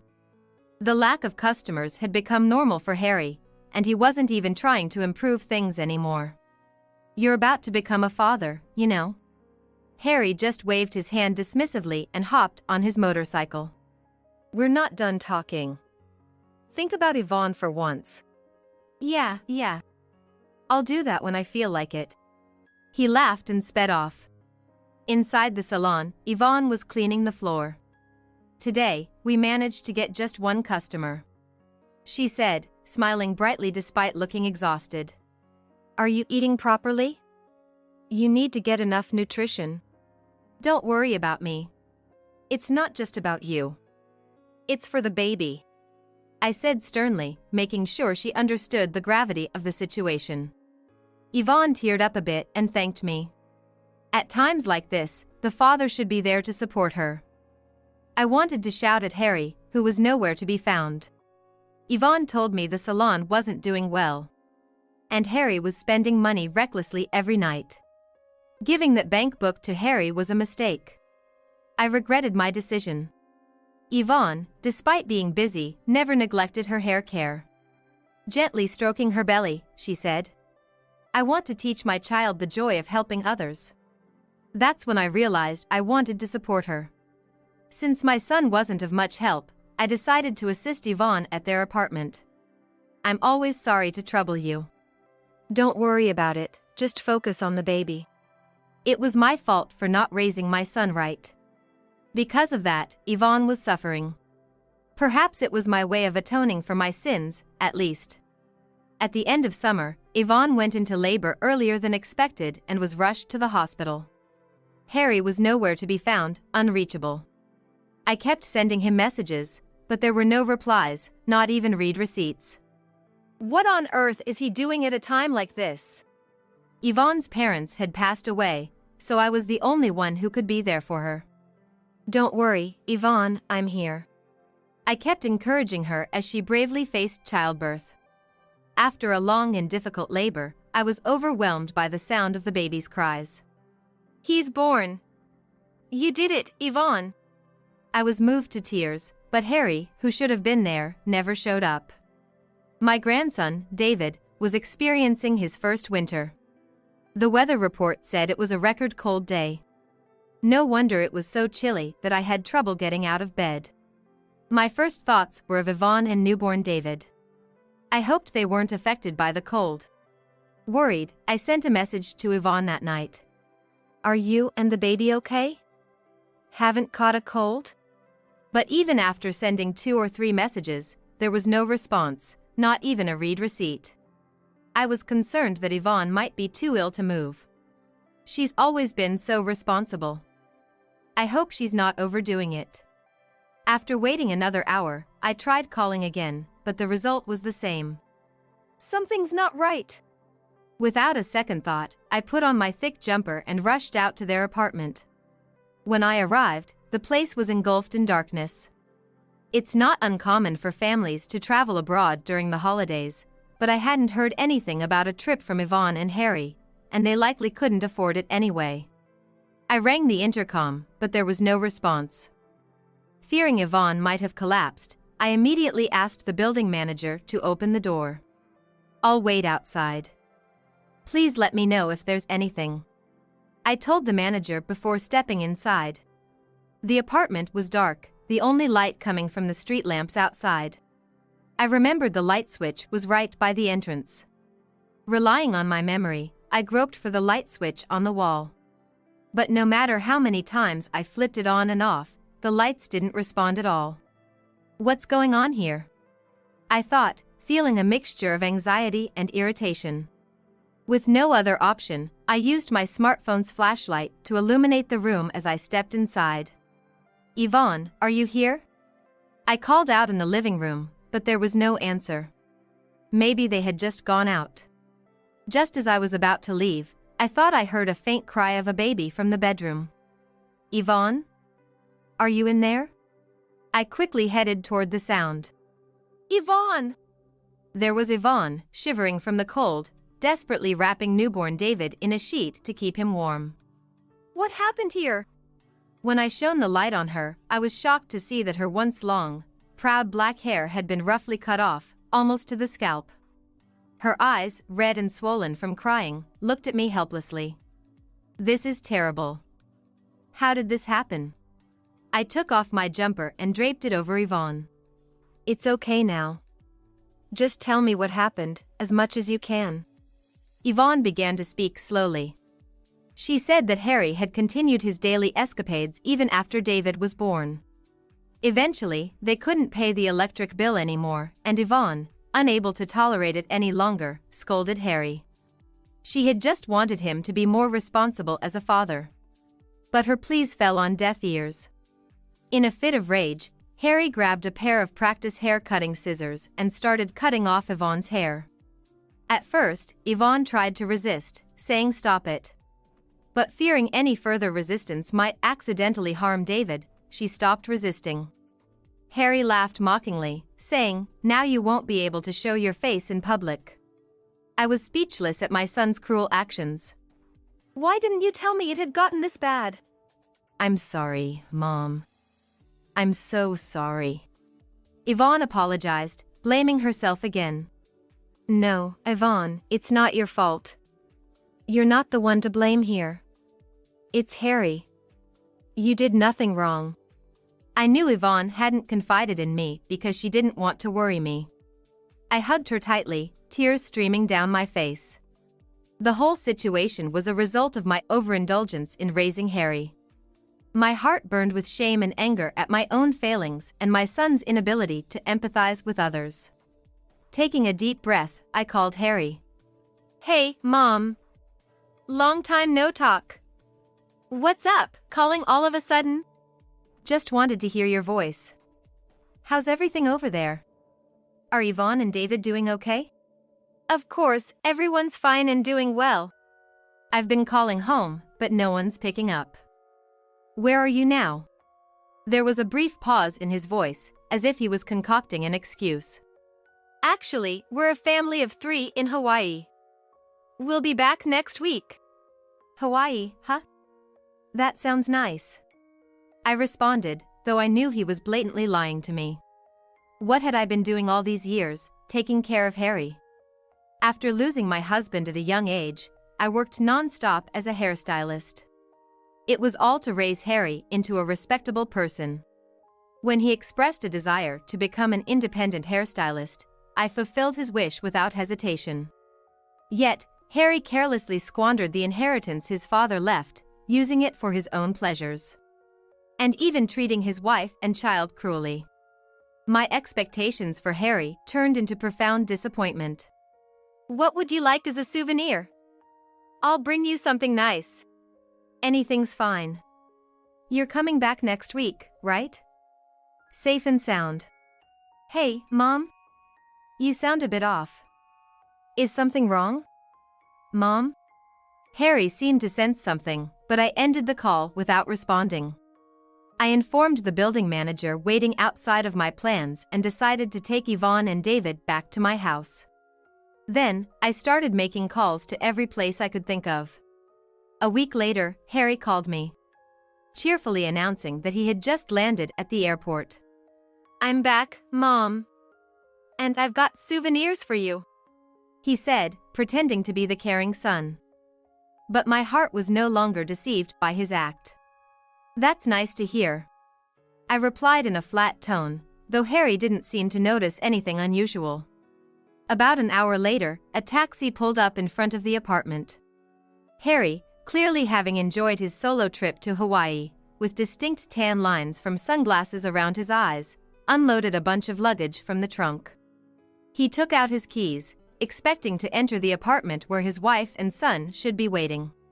He must have thought that once he inserted and turned the key, the door would open immediately. However, no matter how many times he tried, the key wouldn't fit the lock. What's going on here? He exclaimed in frustration. I approached him quietly from behind and asked with a smile, "Did you enjoy your trip to Hawaii?" though my heart was boiling with anger. Mom, you're here? Harry said, relieved to see me, misunderstanding the situation. Listen, Mom. I just got back and tried to enter the house, but the key won't fit. It must be Yvonne's prank, punishing me for going on a trip alone. He tried to paint himself as the victim, blaming Yvonne. Leaving Yvonne, who just gave birth, and newborn David behind, what were you doing? I told you, I was in Hawaii with my family. Didn't you just say you went on the trip alone? I pointed out the contradiction. Harry was at a loss for words. You really had the nerve to lie about taking a family trip to Hawaii? Yvonne was here, with the electricity cut off, shivering in the cold, holding David close to protect him. And to think, she cherished her long hair, and you just cut it off mercilessly. Don't you feel any remorse as a human being? I guess I messed up there. But right now, I just want to get inside the house. It's freezing in Japan. Harry replied, rubbing his arms theatrically, showing no sign of remorse. The cold Yvonne and David endured is nothing compared to this. Plus, you no longer have a home here. I've already cancelled the lease on the apartment. It's time you find your own place to live. Cancelled the lease? Why would you do something like that without asking me? Harry protested, suddenly panicking. But the apartment was leased under my name, after all. I couldn't just stand outside and continue this conversation, so I took Harry to a nearby coffee shop to talk further. Harry sipped his coffee silently, probably not even tasting it. He kept glancing between me and his coffee with a pale face. You were so strapped for cash that you couldn't pay the electric bill, yet you managed to go to Hawaii? That's... Harry grimaced and finally began to spill his selfish reasoning. He admitted that right from the start of his business, he was showing off to friends and women he picked up at the salon, spending his father's inheritance on his antics. He knew such spending would quickly deplete any fortune. But after getting a taste of the power of money, he continued his lavish lifestyle even after the inheritance ran out, racking up debts to buy gifts and take trips. You're quite the big spender, aren't you? Especially for a failing business. Don't worry. I'm a professional hairstylist. Once I get serious, clients will come flooding in, and I'll be able to support my family. Harry replied with unfounded confidence. I looked at him coldly. Your salon? I've already sold it. All the equipment too. It's too late to get anything back. I shattered his baseless confidence. That's a lie. Why would you do something like that? Harry's face turned red as he slammed his hand on the table. Oh? You were planning to continue with the salon? I thought you had abandoned it since you left everything to Yvonne. Besides, I bought the building and land in my name. You have no right to complain now. But I was just trying to attract customers. I had it all planned out. Harry's eyes looked like those of a child about to burst into tears. If you're so confident in your skills, you should be able to start over from scratch. I said coldly, then left the coffee shop after placing money for the coffee on the table. A month passed. Yvonne and I avoided any contact with Harry, but unpleasant rumors inevitably reached my ears. After I pushed him away, Harry apparently ran to his friends begging for money. But they were the kind who gathered around him for his money. Naturally, nobody was willing to help a financially drained Harry.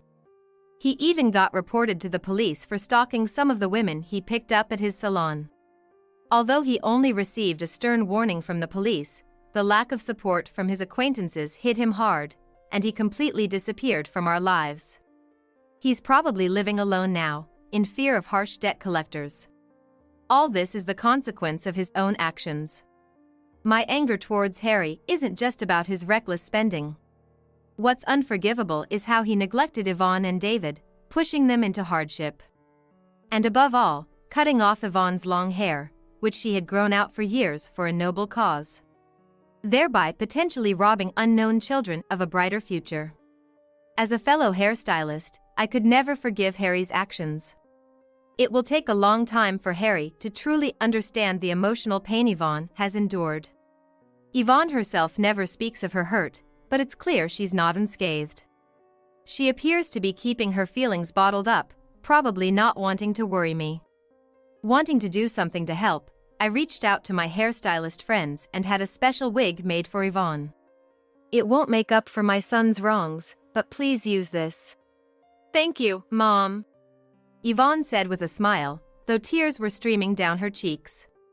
Using my aching back as an excuse, I asked Yvonne to help out at the salon. She threw herself into the work, seemingly trying to forget her emotional scars. Hello, David. A regular greeted, and David in his cradle burst into giggles. Now, some customers even come to the salon just to see him. He's like a little mascot, a baby that brings in good fortune. Yvonne, regaining her strength both physically and emotionally, has started the process of divorcing Harry. Seeing Yvonne smile makes us all feel like we've shed 20 years. But it's true, Yvonne and David have brightened up the salon considerably. Attracted by Yvonne's cheerful atmosphere, more and more mothers with young children have become regulars. Let's have a great day today. Hi, how are you? Now, the salon is filled with smiles again. In a quiet corner, David is peacefully sleeping, his cute little snores filling the air. Hey, ugly. Is that your kid? A defective product just like her mom. These were the words thrown at me by my ex-husband, Sean, as he scrutinized me and my daughter, who was sitting in the wheelchair I was pushing, from head to toe, immediately upon our reunion after 13 years. I was about to retort with some foul language when Ken, my current husband, spoke up from behind me, "What's wrong with my daughter?" His deep baritone voice resonated so well that not only I, but also the people around us couldn't help but turn around. However, I might have been the only one to notice the chilly undertone in his voice. Looking back at Sean, I could see his face had turned pale. My name is Rika. I'm 35 years old. I'm a stay-at-home mom living with my 3-year-old daughter Natalie and my husband Ken, who is 3 years younger than me. The house we currently live in was originally built by Ken's parents. Right after Ken and I got married, my mother-in-law passed away suddenly from an illness, leaving her elderly husband living alone. We couldn't just leave my father-in-law by himself, so Ken's parents handed over the house they lived in to us and moved in with my father-in-law. However, one of the reasons, probably, was that they were worried about Ken's financial situation just after he had started his own business. They wanted us to live in their house without having to pay rent, which was a significant decision for us. I was overjoyed by my in-laws' kindness and, until Natalie was born, I used to visit my father-in-law's house every other day, helping with hospital visits and household chores. After Natalie was born, I slowed down a bit, but still made it a point to visit with Ken at least twice a month, helping out wherever we could or giving my in-laws a break to go relax at spa resort. My in-laws always expressed their gratitude, saying, "We're really thankful for all the help, especially during such a busy time with the baby, and Ken has indeed married a wonderful person." To me, no amount of effort could repay the kindness Ken's family, including his parents and twin sister, Sally, have shown me. They've saved my life not once but twice. Ken was marrying for the first time, but I had been through a failed marriage before. I met my first husband, Sean, when I moved to New York for university and started living in an apartment. We became friends as we moved in on the same day and shared information about nearby supermarkets, home improvement stores, and affordable restaurants. Sean attended a prestigious private university known for its stylish campus and media presence, quite different from my practical university. He was tall, handsome. He often said, "A lot of students at my university come from privileged backgrounds, making it feel claustrophobic for someone from the countryside like me.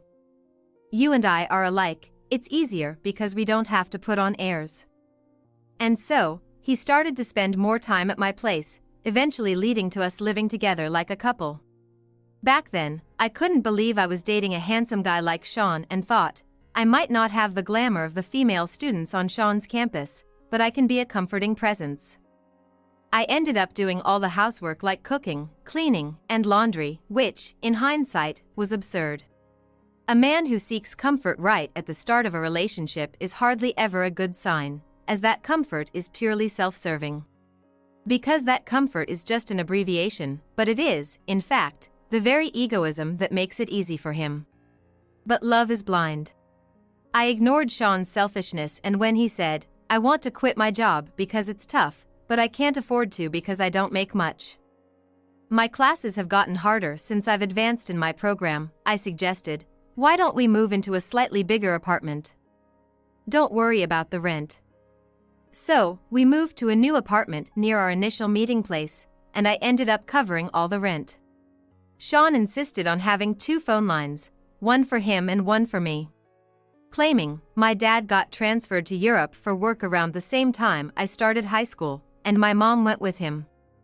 They're very conservative, and if they found out I was living with someone, they might stop sending money or even tell me to drop out. You wouldn't want that, and neither would your parents, even if we're planning to get married eventually. At the time, all I could think about was the prospect of marriage, not considering the implications of his request. This cohabitation put a significant financial burden on me. Since the apartment lease was in my name, I was responsible for not only the rent but also for utilities like electricity, gas, water, the landline phone bill, and internet charges, all of which were being withdrawn from my account. Initially, Sean had nobly offered, "Since you're covering the rent, I'll pay more towards the utilities." However, it wasn't long before he started saying, "Sorry, Rika. I'm short on cash again this month because of social obligations. With job hunting on the horizon, I can't afford to turn down invitations from friends in my seminar." And so, I ended up shouldering all the expenses. Before I knew it, I was also paying for groceries and even the beer Sean drank after his baths, with Sean's contribution being limited to the occasional delivery pizza when his friends came over to hang out. Moreover, whenever he invited seminar or club friends over, he'd tell me, "I haven't told them we're living together because it'd just lead to awkward teasing. You should stay away from the apartment for the day." Outside of university classes, all my time was consumed by part-time jobs and household chores, leaving me with no one to confide in, rant to, or seek refuge with, forcing me to spend nights at manga cafes or diners. The summers were tough, but waiting on a park swing in the cold early mornings for the time when I could return home, without enough money for warmth, I couldn't help but cry, wondering, what am I even doing with my life? As Sean and I reached our senior year and began job hunting in earnest, I finally snapped, accusing him of living like a leech. You need to start contributing to our living expenses. Immediately, he switched to a soothing tone. I'm so sorry, Rika. I've just been taking your kindness for granted. Please don't be mad at me. His attempt to appease me was blatant, but it only highlighted the imbalance in our relationship. The next day, Sean, unusually, came to pick me up from my part-time job. When we got back to the apartment, he had cleaned up the place and prepared a dinner he seemed to have gotten from a department store basement food hall, complete with a bouquet, wine, and even a cake. It was the first time I felt truly touched by Sean's thoughtfulness during our long relationship. He then presented me with a ring from a popular casual brand at the time, saying, "This is all I can afford right now, but someday I'll buy you a diamond worth 3 months of my salary." I remember blurting out a cliché about being the happiest I've ever been when he put the ring on my finger. But that was the only happy memory I had. Soon after, Sean said, "I'm torn between getting a job or studying abroad. But if things stay as they are, I'll just end up relying on you again, Rika. It's a critical juncture in my life, so I want to try doing things on my own for a while." And with that, he moved out to share an apartment with friends. Left suddenly on my own, I was anxious, but Sean left some of his belongings with me and still contacted me twice a day by email or phone, so I thought, I shouldn't mope around. I need to focus on my job search too. I managed to get an offer from my first choice company, a mid-sized trading firm, but around that time, I started receiving strange calls on the landline registered in Sean's name. Naturally, I'd hear the messages left on the answering machine, with ominous words like, "We'll be in trouble if you don't repay us by this week, and don't take us lightly." I quickly contacted Sean's cell, but he just brushed it off, saying, "It's nothing, don't worry about it." Then, letters began arriving in the mail, filled with words like payment reminder and final notice. When I confronted Sean more forcefully, he snapped, saying, "Stop nagging. I've been putting up with someone as ugly and defective as you this whole time, so the least you can do is pay this off as a thank you." After that, he stopped answering my calls. Deceived by his regular contact, I realized too late that I hadn't asked for Sean's new address. When I tried contacting his university, they refused to give me any information, saying, "We can't disclose that to unrelated individuals." Desperate for any clue, I opened some of the cardboard boxes Sean had left in the apartment. Inside were documents from several finance companies hinting at debts, old clothes with no resale value, and a used, outdated laptop. There was nothing that could lead me to Sean's parents' address or his current whereabouts, making me realize I was nothing more than a source of money to him. But things got worse when, not long after losing contact with Sean, 2 men in suits showed up at my apartment, informing me that as Sean's wife and guarantor for his debts, I was expected to repay them promptly. The additional blow at a time when I hadn't even recovered from the shock of being abandoned by Sean was enough to devastate me. It was Ken and his family who rescued me from this situation. That's why I've always wanted to do everything I can for my parents and Ken. However, as I was pushing my daughter Natalie's wheelchair through the mall, I had an unexpected reunion. That was with Sean, the man who had betrayed and abandoned me 13 years ago. He looked at me and Natalie rudely, then approached with an unpleasant smile. And the first thing he said was, "Hey, ugly. Is that your kid? A defective product just like her mom." I was about to lose my temper, not just at the insult to me but to my innocent daughter, when a man stepped in between Sean and me. It was Ken, my husband. "What's wrong with my daughter?" Ken asked, his voice carrying clearly. Passers-by stopped to see what was happening. But Sean, for some reason, turned pale and didn't retort. As Natalie and I looked back and forth between Sean and Ken, Sean, unable to withstand the surrounding gazes, snapped at Ken, "This is private. It's none of your business, right?" But Ken, unflustered, replied, "I'm involved because it concerns my family. Otherwise, I wouldn't bother speaking to someone like you."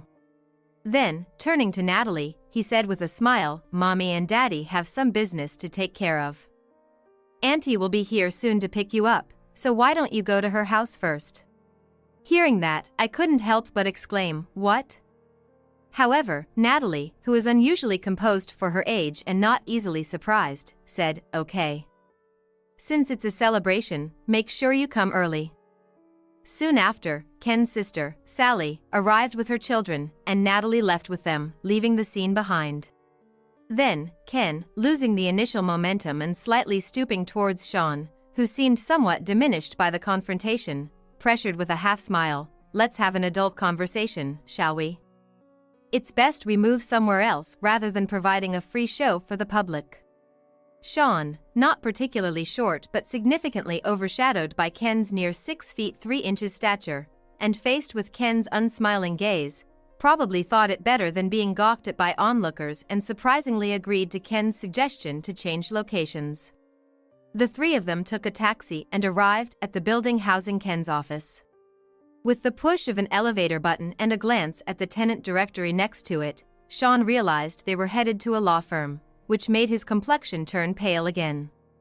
But it was too late to run away, so he reluctantly joined them in the elevator.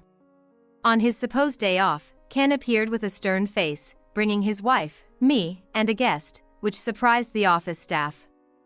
However, by the time we were escorted to the back reception room, they had regained their composure. Watching Ken's profile, I too managed to calm my nerves. The only one who remained visibly restless and uneasy was Sean. Seeing Sean state, Ken, with a sly smile, placed a stack of documents on the table after asking a staff member to bring them and casually mentioned, "It's terrifying how coincidences work, isn't it? To think we'd meet the very person involved before showing this investigation report to the chairman." Sean's complexion grew even worse upon hearing this, but I had no idea what they were talking about. Noticing my confusion, Ken began to explain to both Sean and me. The chairman he mentioned was a major client of Ken's office, the current chairman of a machine tool manufacturing company. Recently, the chairman personally summoned Ken to the company's headquarters, where he was introduced to the chairman's youngest daughter, who had just returned from studying in the United States. The chairman had a special request. He wanted an investigation into a man's background to be kept confidential. "And there, in the sales department, was none other than you, right? Sean Smith? Well, you were using a different spelling for Sean back then," Ken continued with a grin, making Sean's face grow even paler. Ken went on to explain that the chairman's granddaughter, while studying in France, had formed a relationship with a man at the same graduate school, promising each other a future together. This man had dropped out of a university just before graduating and moved to France to enroll in a local university. After graduating, he worked for U.S. company's local branch but left, seeking further education in graduate school. The granddaughter, a smart woman, had fallen deeply in love with this man, who supported her through the homesickness after enrolling in a French university. Having completed her master's degree earlier than him, she returned to Japan with him and asked her grandfather, the chairman, to approve their marriage and to consider him for a position in the family-owned company. The chairman was completely unaware of this man's existence around his granddaughter in France. However, the executive director, the chairman's daughter, had met the man several times during business trips to France and had been introduced to his parents stationed there. The executive director thought it too sudden for her adult daughter to marry and immediately join the family business as a future executive. So, after a private discussion between the doting grandfather and the executive director, they discreetly commissioned Ken's law firm, which had a long-standing relationship with their family, to investigate Sean. Feeling a bad premonition, I asked, "Don't tell me, that man isn't Sean, is it?" But before Ken could answer, Sean snapped back, "What? It's a problem if it's me. We've been over for ages, and who I marry has nothing to do with you. Sure, Sean was a part of my past I'd rather forget, and I had no interest in his current affairs, but there was plenty I wanted to say to him out of spite. Separated, yes. But right before that, you filed for our marriage without my consent, made me a guarantor for your debts, then disappeared. I shouted, and Sean seemed taken aback for a moment but quickly smirked. You say that, but you wanted to marry me back then. I just made your dream come true, and in return, you helped a bit with my debts. Pointing at Ken, he continued, I was worried when I had to update my passport at the embassy. But when I checked back here, I was relieved to find I was single. I never thought someone as ugly and defective as you would have someone else willing to take you in, so I was worried you might be waiting for my return. Just as I was about to lose my temper again, Ken stepped in. I thought you had been quiet because you were reflecting, but a scumbag will always be a scumbag, he remarked, then smoothly explained how our marriage was annulled, leaving Sean officially single. It turns out, when Sean disappeared and debt collectors came for me, Ken's father, my father-in-law, was the first to offer me advice. One of my part-time jobs was tutoring, and at that time, my student was Ken's twin sister, Sally, who has now become my sister-in-law. Sally was a bright kid but had started to skip school due to being ostracized by her classmates. Hired by her concerned parents, I learned that Sally was excluded for standing up for a friend who was also being ostracized. Trying to cheer her up, I not only helped with her studies but also listened to her problems, which endeared me to her parents and grandparents, who began treating me like family. Sally happened to be visiting with her mother to share the news of her recommended admission to the college she wished for, right when the debt collectors showed up at my apartment. Shocked by my exhausted state and furious to learn about the marriage registration done without my consent and being made a guarantor for debts, she immediately contacted her father and grandfather, who brought me to this law firm. From there, my father and grandfather mobilized all their resources to resolve the situation. They started by filing for annulment due to the unauthorized marriage registration and negotiating with the financial institutions about the invalidity of me being made a guarantor against my will. It was a tough battle, but given their expertise in this field, they managed to successfully resolve both issues, I was told. Facing a lawsuit for annulment and dealing with stubborn financial institutions was a tremendous effort, especially as Sean was nowhere to be found. Meanwhile, overwhelmed by this sudden misfortune, the shock of being abandoned by Sean, and the turmoil that jeopardized my college graduation and employment offer, I worried about how I could ever afford the attorney's fees. That's when my grandfather-in-law offered me a job at this firm, where I worked diligently. I was hoping to repay them in some small way. Despite my efforts to pay the attorney's fees, the Bar Association's regulations only allowed me to cover the actual expenses with a little extra. Thanks to their efforts, the marriage was ultimately annulled, and I was also released from being Sean's guarantor for his debts. So technically, you're not Rika's ex-husband. You're just a blemish on her life, they told Sean. Still, Sean seemed unable to grasp the gravity of the situation, retorting, well, having a marriage history with such a woman would be boring anyway. And as for the debts, they're probably statute barred by now, so it doesn't matter. At that moment, Ken burst into laughter. Facing Sean's confused reaction, Ken retorted, the statute of limitations hasn't kicked in. I believe you'll be seeing some collection efforts starting this coming week. Sean might have thought that after 13 years, his debts were time-barred, but thanks to my grandfather-in-law, I was removed as a guarantor. The financial institution, unable to track down Sean, devised a plan and transferred Sean's debt to a debt collection agency they had ties with. In cases like Sean's, where repayment was dodged or delayed, making the bad debt unrecoverable, financial institutions often sell these debts to debt collection agencies. These agencies, then, are professionals in collections, employing all legal means possible, thanks to their extensive knowledge of the law.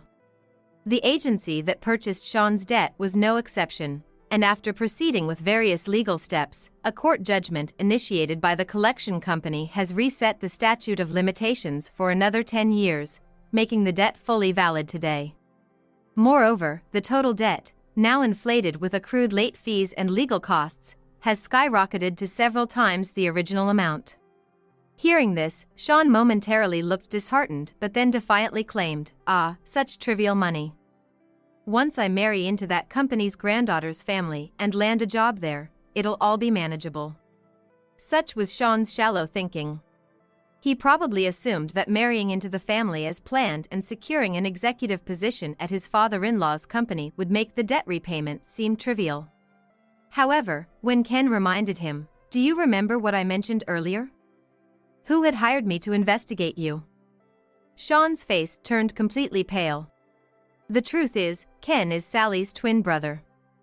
While I had little interaction with Ken when I tutored Sally, only exchanging greetings, Ken had developed an interest in me after hearing Sally sing my praises like a sister. Eventually, as I unexpectedly started working at the office and Ken, having passed the bar exam during his university years, began working there too, he proposed to me, considering marriage. Despite my past and owing much to my grandfather-in-law and his family, I initially refused, feeling it was improper.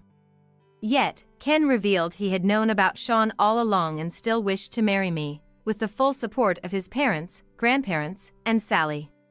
By then, my parents, fully aware of my circumstances, also blessed our union, leading to a happy marriage with Ken.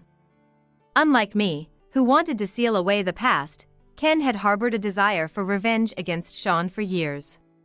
The request from the chairman was initially thought to be a coincidence of names, but further investigation confirmed that the Sean Smith, who was the chairman's daughter's boyfriend, was indeed the same Sean Smith who had discarded me like trash. Based on that, Ken was about to submit the report first thing next week. You might have gotten away with it using different spelling overseas, but in here, it doesn't work that way. I heard the young lady noticed the difference in spelling when she saw your driver's license.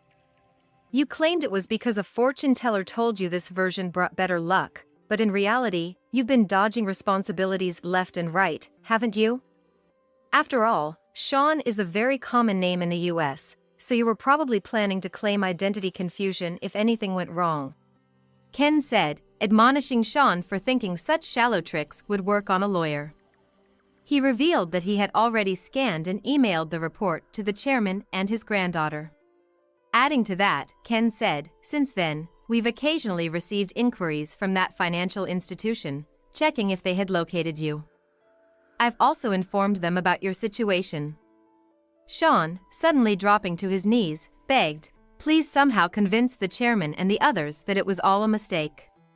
But Ken, with a sarcastic tone, questioned, why should I, a lawyer, tell such blatant lies to a client, especially when you've insulted my young daughter, who is in a wheelchair because of an injury, calling her ugly and defective. The truth is, Natalie's injury happened while she was on her way to violin practice. I took my eyes off her for just a moment, and she was knocked over by a high school student distracted by their phone. Since then, Natalie has been somewhat withdrawn, worrying Sally and her kids, who, upon learning that Natalie won a prize in an art competition, suggested, let's celebrate her achievement. Today was supposed to be for that celebration, but Sean's unexpected appearance turned it into a complete disaster. Ken, utterly doting on his daughter, was undoubtedly furious not just because of Sean's past actions but also because of the vile words directed at Natalie. Even as Ken coldly dismissed him, Sean, without any shame, continued to cry out loudly, pleading, please. The future of a man's life is at stake here. Are you going to ruin it? But Ken responded, ruin someone's life? Which right do you have to say such a thing? What you tried to do to Rika and the chairman's granddaughter was exactly the act of ruining someone's life. It's like the saying, curse others and you dig two graves. A boomerang that came right back at you. You should accept it gracefully. When Sean still tried to cling to him, Ken brushed off his arm and said, the exit is that way, calling the building's security to escort Sean out with a flick of his hand. As Sean's cries and resentments faded away, Ken and I exchanged smiles. Later on, Sean rushed to his girlfriend, the chairman's granddaughter, and made excuses, but she, already harboring suspicions, was outraged by the revelation of the truth and refused to see him again, effectively giving him the boot. However, the chairman and the executive director, upset over their beloved daughter and granddaughter being hurt, took further action. Sean, attempting to reconcile and bombarding her with messages and emails, was reported to the police for suspicion of being a fraudster trying to marry and infiltrate the company with a fake resume. While it didn't escalate to a criminal case, a warning was issued for the stalking. Sean, persistent in continuing his harassment, was eventually arrested and prosecuted. Though he received a suspended sentence with probation instead of jail time, the conviction meant he could find employment nowhere, not just outside of Tokyo but across the entire country, despite superficially returning to his normal life. Finding himself in a desperate situation, Sean once again tried to go to America, hoping to find employment there, but with a criminal record, he struggled to obtain a visa and had to give up on that plan. Moreover, after learning everything from the chairman and the police, his parents disowned him, leaving Sean truly alone. Facing unavoidable debt repayment, he tried to find odd jobs, but, without a smartphone due to being blacklisted, an expired driver's license, and no fixed address, decent work was impossible to come by. I heard through the grapevine that he ended up working for a shady handyman service introduced by the debt collectors, living in a dormitory with no privacy and working from dawn till dusk. But I decided to forget about it as soon as I heard, as it had nothing to do with me. On the other hand, Ken and I moved from our suburban house to a condo near the private elementary school Natalie plans to attend, once her injury had healed. Natalie, who has been averse to taking the train since the accident, liked the bus accessibility and the view from our high-rise apartment, seeming happier every day. The previous house was a remodeled version of Ken's parents' home, so when Ken suggested selling it to move, I worried about what his parents would think. However, they, enjoying their second life in a warm seaside town, told us, the happiness of our son, his wife, and our granddaughter is what matters most. Don't worry about us. They actually encouraged us to go ahead with the move. Being closer to my workplace means more time spent with the family than before. It was a good decision, Ken, enjoying the new life as much as Natalie, said. Watching them, I've been thinking about trying something new myself. Ariana, who once stole my fiance, Jake, only to dump him and then vanished without paying the compensation she owed my parents for the trouble she caused. Now, she stands before us, making snide remarks. Your husband is quite older, isn't he? What does he do for a living? My husband is a doctor. Compared to him, your husband looks poor. He's quite muscular. Does he, by any chance, work on a construction site? Just as I was about to retort, my husband, Michael, stopped me. I do physical work, yes. Speaking of doctors, working here means he's employed at the Blue Island General Hospital? Yes. He's a surgeon. Really? He's one of my subordinates, though? You mean William from the Blue Island General Hospital, right? I believe his specialty is plastic surgery. Huh? Yes? Oh, I forgot to introduce myself. I'm the chief of surgery at the General Hospital, my name's Michael. Shocked by the encounter with Ariana, I burst into tears as soon as we got into the car to go home. Michael then asked me, You've been thinking about something, haven't you? Tell me, how do you want to deal with her from now on? Deal with her? That's impossible, obviously. Just thinking about it makes me feel suffocated. There was a time when just thinking about Ariana would make me hyperventilate. Yeah, I understand that you really don't want to be near that woman. That's why I have a plan. A plan? Yes, a way to ensure that a woman never appears before you again. My name is Maria. I'm a 32-year-old housewife. Currently, I live a peaceful and enjoyable life with my husband, Michael, who is 12 years older than me, and our 3-year-old son. Michael is extremely busy with his work, which he takes great pride in. I find fulfillment in supporting him at home. It might be rare these days to dedicate oneself to protecting the home for a husband who works outside. That's what some might say. Even my parents have mentioned it. Now, I have a truly happy family. But getting here wasn't without its hardships. That's because I was betrayed by someone I thought was my best friend. Ariana, who I met in college within the same department, was a friend. No, I thought of her as my best friend for 4 years, doing everything together. Coming to a college in the city, I was a bit intimidated, but Ariana reached out to me. She was bright, flashy, and above all, active, which surprised me in many ways, but I followed her nonetheless. For me, who had been modest and serious until high school, she was someone who opened up a new world. And our relationship continued even after we graduated. At that time, we both found jobs in companies in the city. Whenever we had time, we often went out to eat. Eventually, I met someone too. Jake, a salesperson from a manufacturer that did business with the trading company where I worked. As an office worker, I started getting asked out by him, and eventually, we started dating. Honestly, having hardly dated men before, I was over the moon. Everything went smoothly, and after a year of dating, we got engaged when I was 26. I probably got carried away at that time.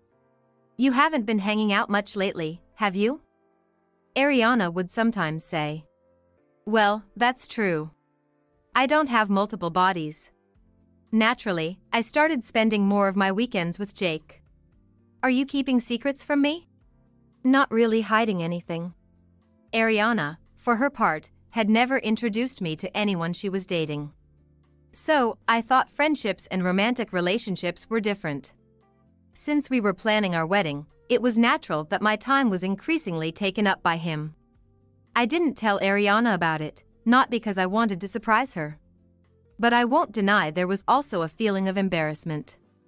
Introducing him to Ariana, who could easily chat up and hang out with any guy, felt daunting. Back then, I was afraid of how Jake would appear in Ariana's eyes. Yet, as the wedding approached, I thought it was finally okay to tell her. Hey, there's someone I want you to meet, I said as I introduced Jake to Ariana. Oh my! Maria, keeping secrets from your best friend? That's so like you. Ariana patted my back with a beaming smile. But that turned out to be a mistake. When the wedding reservation and preparations were nearly finalized, Jake suddenly came to my parents' house and said, I'm sorry. I can't marry you. When I asked why, he said, Ariana is pregnant. I couldn't comprehend what he was saying at first. After that, it was a mess. Was Ariana really pregnant? At that point, it didn't matter anymore. He called off the engagement when the wedding was just around the corner. I'm so sorry. In my stunned silence, my dad, half furious, berated and even hit him while he was apologizing. It could have gotten worse if my mom hadn't stopped him. The wedding was canceled. While I was incapable of doing anything, my outraged parents demanded he pay the full cancellation fee and compensation for what he did to their only daughter. They also demanded compensation from Ariana. He admitted his fault and seemed to pay what he owed, apologizing sincerely. I say seemed because my memory of that time isn't very clear. I was in shock, likely in denial about reality. So, I found out later that Ariana had skipped town without apologizing or paying any compensation. It turns out she wasn't actually pregnant, according to a letter she left behind. The lie and her fleeing devastated me again. What was she thinking? Ariana's parents were furious as well. When this rumor spread among our college friends, I heard another shocking thing. I didn't say anything because you didn't notice, but Ariana used to go after every guy you liked, one after another. This was news to me. Why would she do that? I don't know. Even though Ariana was popular on her own, every time someone showed interest in you, she ended up making them date her instead. Maybe she was jealous when guys approached you instead of her? But we were best friends. Were you, though? I was shocked. Back then, it seemed more like you were following Ariana around, and everyone thought she saw you that way too. That hit me hard. Not just realizing Ariana's true thoughts, but also that I had been completely oblivious to it, and my lack of judgment when it came to men. Adding to the shock, the stares at work labeled me as the woman who got jilted right before her wedding, and I finally broke down. I quit my job and spent some time recuperating at my parents' house. Then, settled down, I got a new job at 28 and started matchmaking on my parents' advice, not trusting my own judgment anymore. I felt more secure with being introduced by worried relatives. Among them, I met Michael, a man 12 years my senior. He was too busy with work to even think about women, and by the time he realized, he was already this age. At 40, his surroundings got worried and arranged a matchmaking for him. I decided to marry him because he was upfront about possibly neglecting family due to his work, which I saw as honesty. Considering my past failure, we only informed close family and friends about our wedding. The following year, I got pregnant and planned to take a break from work, but then Michael got headhunted by another company in a different city. I felt bad for leaving my relatively new job, but everyone was kind and saw me off. And so, our new life as three began in a new place. What? Could it be Maria? One day, by sheer coincidence, Ariana appeared right in front of me. That day, the three of us had gone to the shopping mall. Our target for the day was the home improvement tools. Since moving here, we've been gradually working on our new home's interior ourselves. DIY has always been a hobby of mine. Michael's new job is a higher position than before, and it comes with less irregular hours. So, now he sometimes helps me with shopping for heavy items. Well, right now, he's carrying our son, Sean, on his shoulders, but what are the odds in this mall? Ariana? Long time no see. Wow, you got married. Yeah, but Ariana, you're in this town? Yep. Moved here for my husband's job. Wow, so this is your current husband? Ariana looked at us over. Then to Michael, she snidely said, quite older, isn't he? Michael casually responded, yeah, got a bit too caught up in work. Maria's friend, right? Yes, Ariana. And you're all about work, huh? What do you do? Ariana, isn't that a bit abrupt? Oh, Maria, are you still mad about it? It's not that. My husband's a doctor. Compared to him, your husband looks poor. He's got quite the muscles, though. Does he, by any chance, work in construction? Judging by appearances alone. That way of speaking. But before I could argue back, Michael stopped me. I do. Speaking of doctors, does he work at Blue Island General Hospital? Yes. He's a surgeon. Really? He's one of my subordinates, though? Huh? You mean William from Blue Island General Hospital, right? Yeah. Oh, right.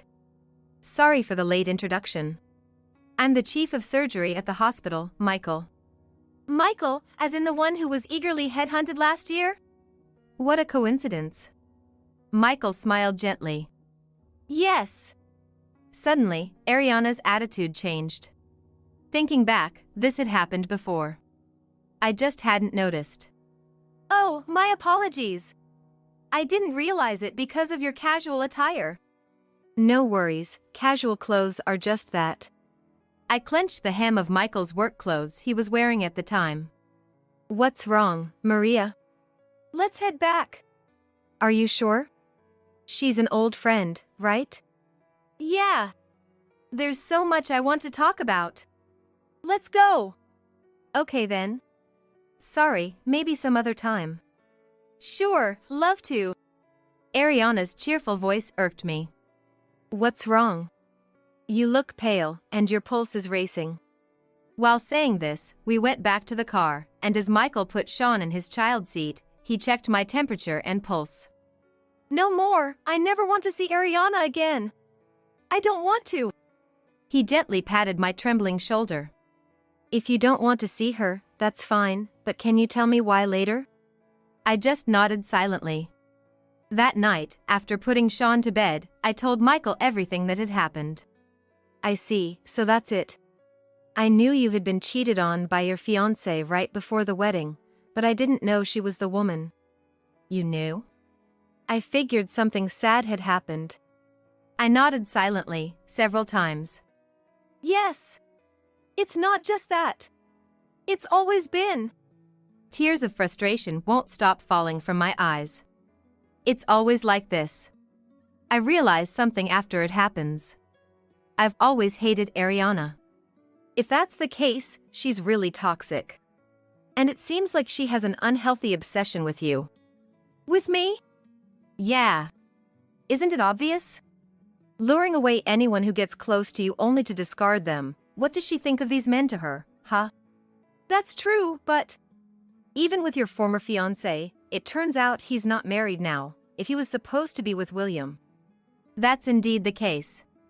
And about William, or rather. Michael suddenly looked thoughtful. What's wrong? Ariana's husband is. I was just thinking. Tell me, Maria, how do you want to deal with her going forward? Deal with her? That's impossible, obviously. Just thinking about it makes me feel suffocated. There was a time when just thinking about Ariana would make me hyperventilate. It's okay, it's okay. I'm sorry.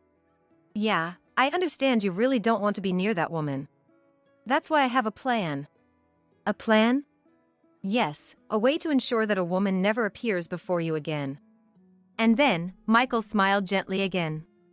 Ah, that's right, this man, though he seems calm, takes action when it's necessary. 2 weeks later. In the evening, while preparing dinner and waiting for Michael to come home, Mom, Grandpa and Grandma. Suddenly, Sean pointed out the window. Right after that, the doorbell rang. Indeed. It was my parents. I hurried to welcome them in. Their home is several states away. It takes hours by car.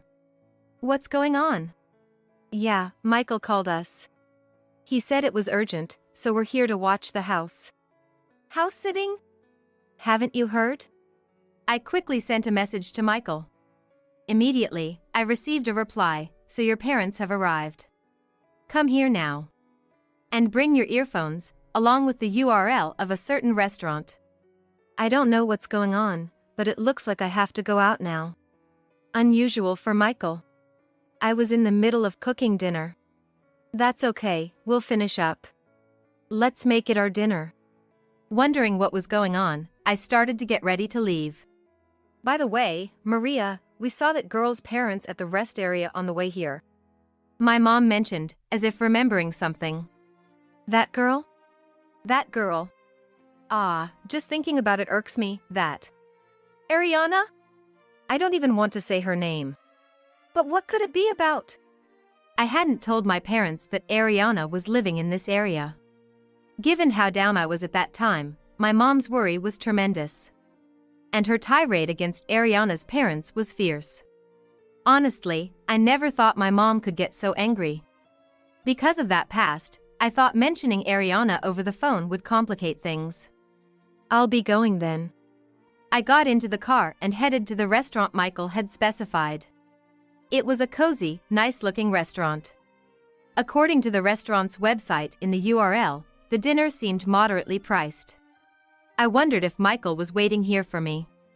As I got out of the car, noticing a few other vehicles parked as the evening gradually darkened. Another message popped up on my phone. Put on your earphones and come inside. Curious, I entered the restaurant where a waiter guided me to a two-person table. A man sat alone at the next table over. A drink in front of him, elbows on the table, hands covering his mouth. Exuding an unapproachable aura with his sunglasses and all-black attire. I'm waiting for someone. I began to tell the waiter to bring water and suggested the menu. He subtly gestured towards a seat across the room. There was Michael, seated opposite a woman, with several dishes that seemed like an early dinner laid out on the table. I nodded to the waiter and ordered a light meal that wouldn't seem out of place on the table. At that moment, my phone vibrated inside my bag. It was a message from Michael. Hurriedly, I attached the earphones to my phone and put them in my ears. Then I heard it. No, William is a good doctor. He specializes in plastic surgery. But you're even more remarkable, isn't that right? The woman's voice I heard, her back to me, was Ariana's. Startled, I switched my phone to record mode. Michael was intentionally letting me listen. Since then, I've asked William a bit about you. Oh, is that so? I was amazed. After all, you've handled so many difficult surgeries nationally, haven't you? Thousands over 10 years, I heard? Well, it's my job. Amazing. Ariana's tone had completely changed from our last encounter. Still, you've done quite the research. Actually, I heard it from William when I mentioned running into you the other day. Then, the man in black slightly lifted his hips before sitting back down. Glancing over, I noticed he too was wearing earphones. It must have been a surprise, suddenly reuniting with an old friend. Yes, but meeting you was the highlight. Shouldn't an old friend be more important? No, I felt bad for speaking so dismissively of you before. I wanted to apologize. Ariana continued in a tone that sounded almost like she was biting her tongue. I hadn't known. She never spoke like this when she was with me during our student days. So, this was how she acted around men. And thus, my former fiance too. But are you satisfied with your marriage to Maria? I am, but why do you ask? Isn't it boring with Maria? Why would you say that? Because she was ditched by her fiance before, you know. Maria is a good wife, more than I deserve. But she's plain, isn't she? What are you trying to say? Actually, since our conversation the other day, I've fallen for your calm demeanor and presence. I think I could be much more for you than Maria. The man in black's hands trembled visibly on the table. So, this was his play. Oh, for me? What do you mean by that? Because you're invited to parties and such, right? With a plain wife like Maria, wouldn't you be embarrassed?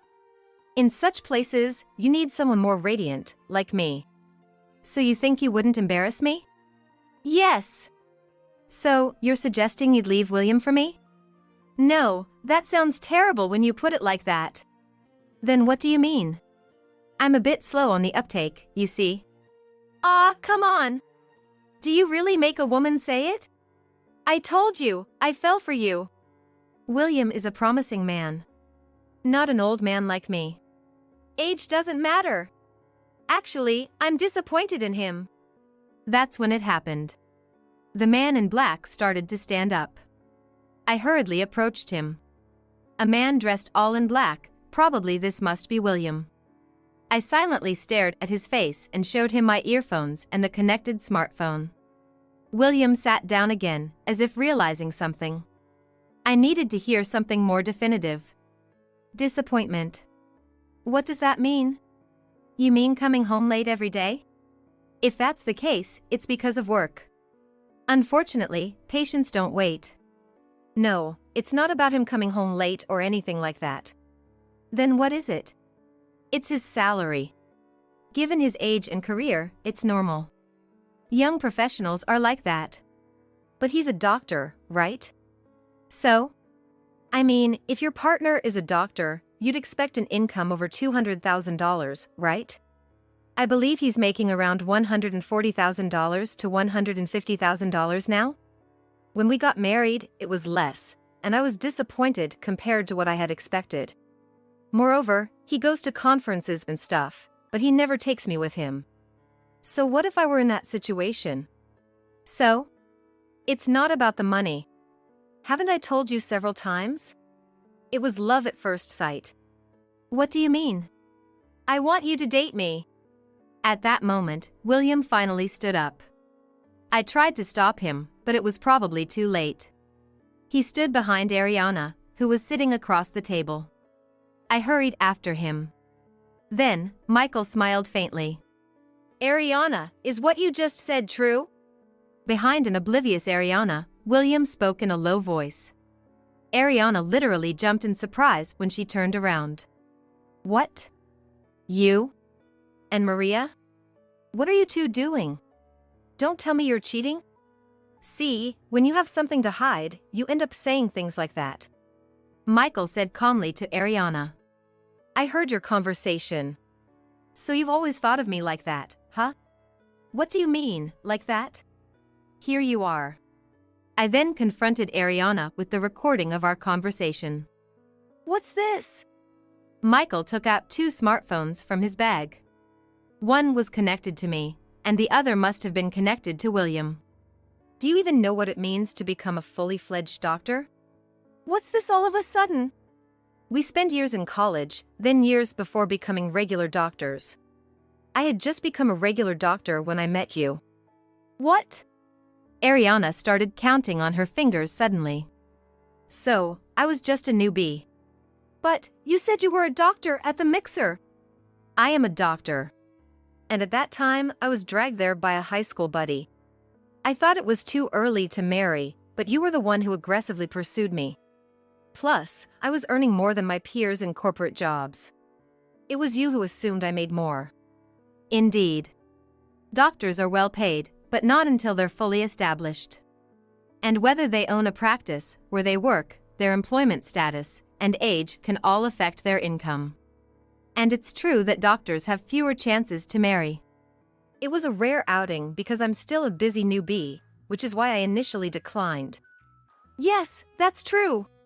It might sound like an excuse, but I wanted to work in rural healthcare.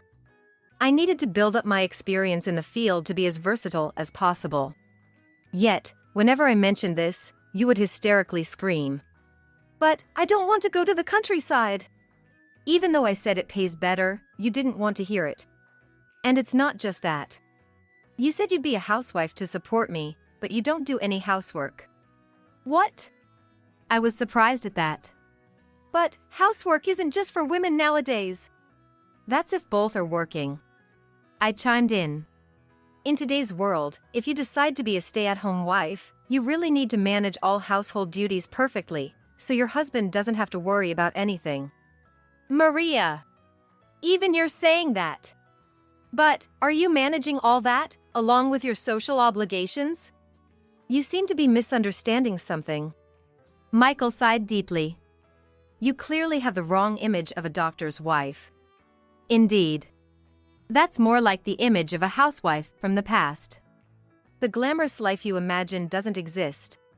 I'm always watching the clock for his uncertain return time, managing childcare, and ensuring he has the stamina to handle surgeries lasting 10+ hours by planning nutritious meals. Oh, I see. William, have you been thinking I'm inattentive because I frequently seem to overlook things? Maybe you haven't been getting enough sleep at home? Yes. Well, I used to cook and do household chores on my own, but even so, my sleep hours have been significantly reduced because he keeps bothering me whenever he's home, making it hard to find time to study. Study? Of course. It's only natural to constantly acquire new knowledge for our patients. So, Maria, you're studying too? At this age? Of course. I'd be in trouble if I couldn't respond to his sudden calls. If it were a marriage between doctors, things like household chores and secretarial tasks would probably be outsourced. But I'm just an ordinary person, so I do what I can to support Michael, for his sake, the hospitals, and the patients. And I want to show our son a model of diligent work. How arrogant! Say what you will. I'm not the person I used to be. That's right. Watching Ariana directly trying to charm Michael stirred a different kind of anger in me, not the fear I had felt before. Ariana, unable to counter my arguments, remained silent, possibly out of frustration. Then, William interjected firmly.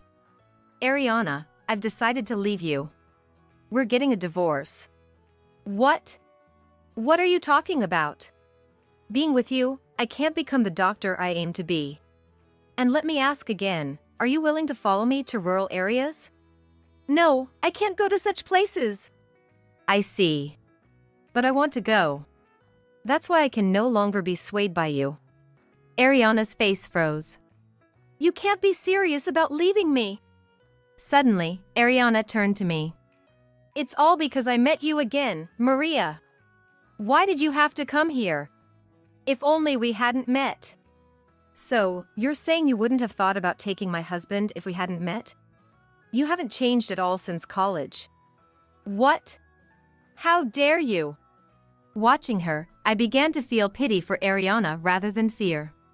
Why have you always taken and then discarded men who were interested in me or my boyfriends? Because I hated you, the plain good girl.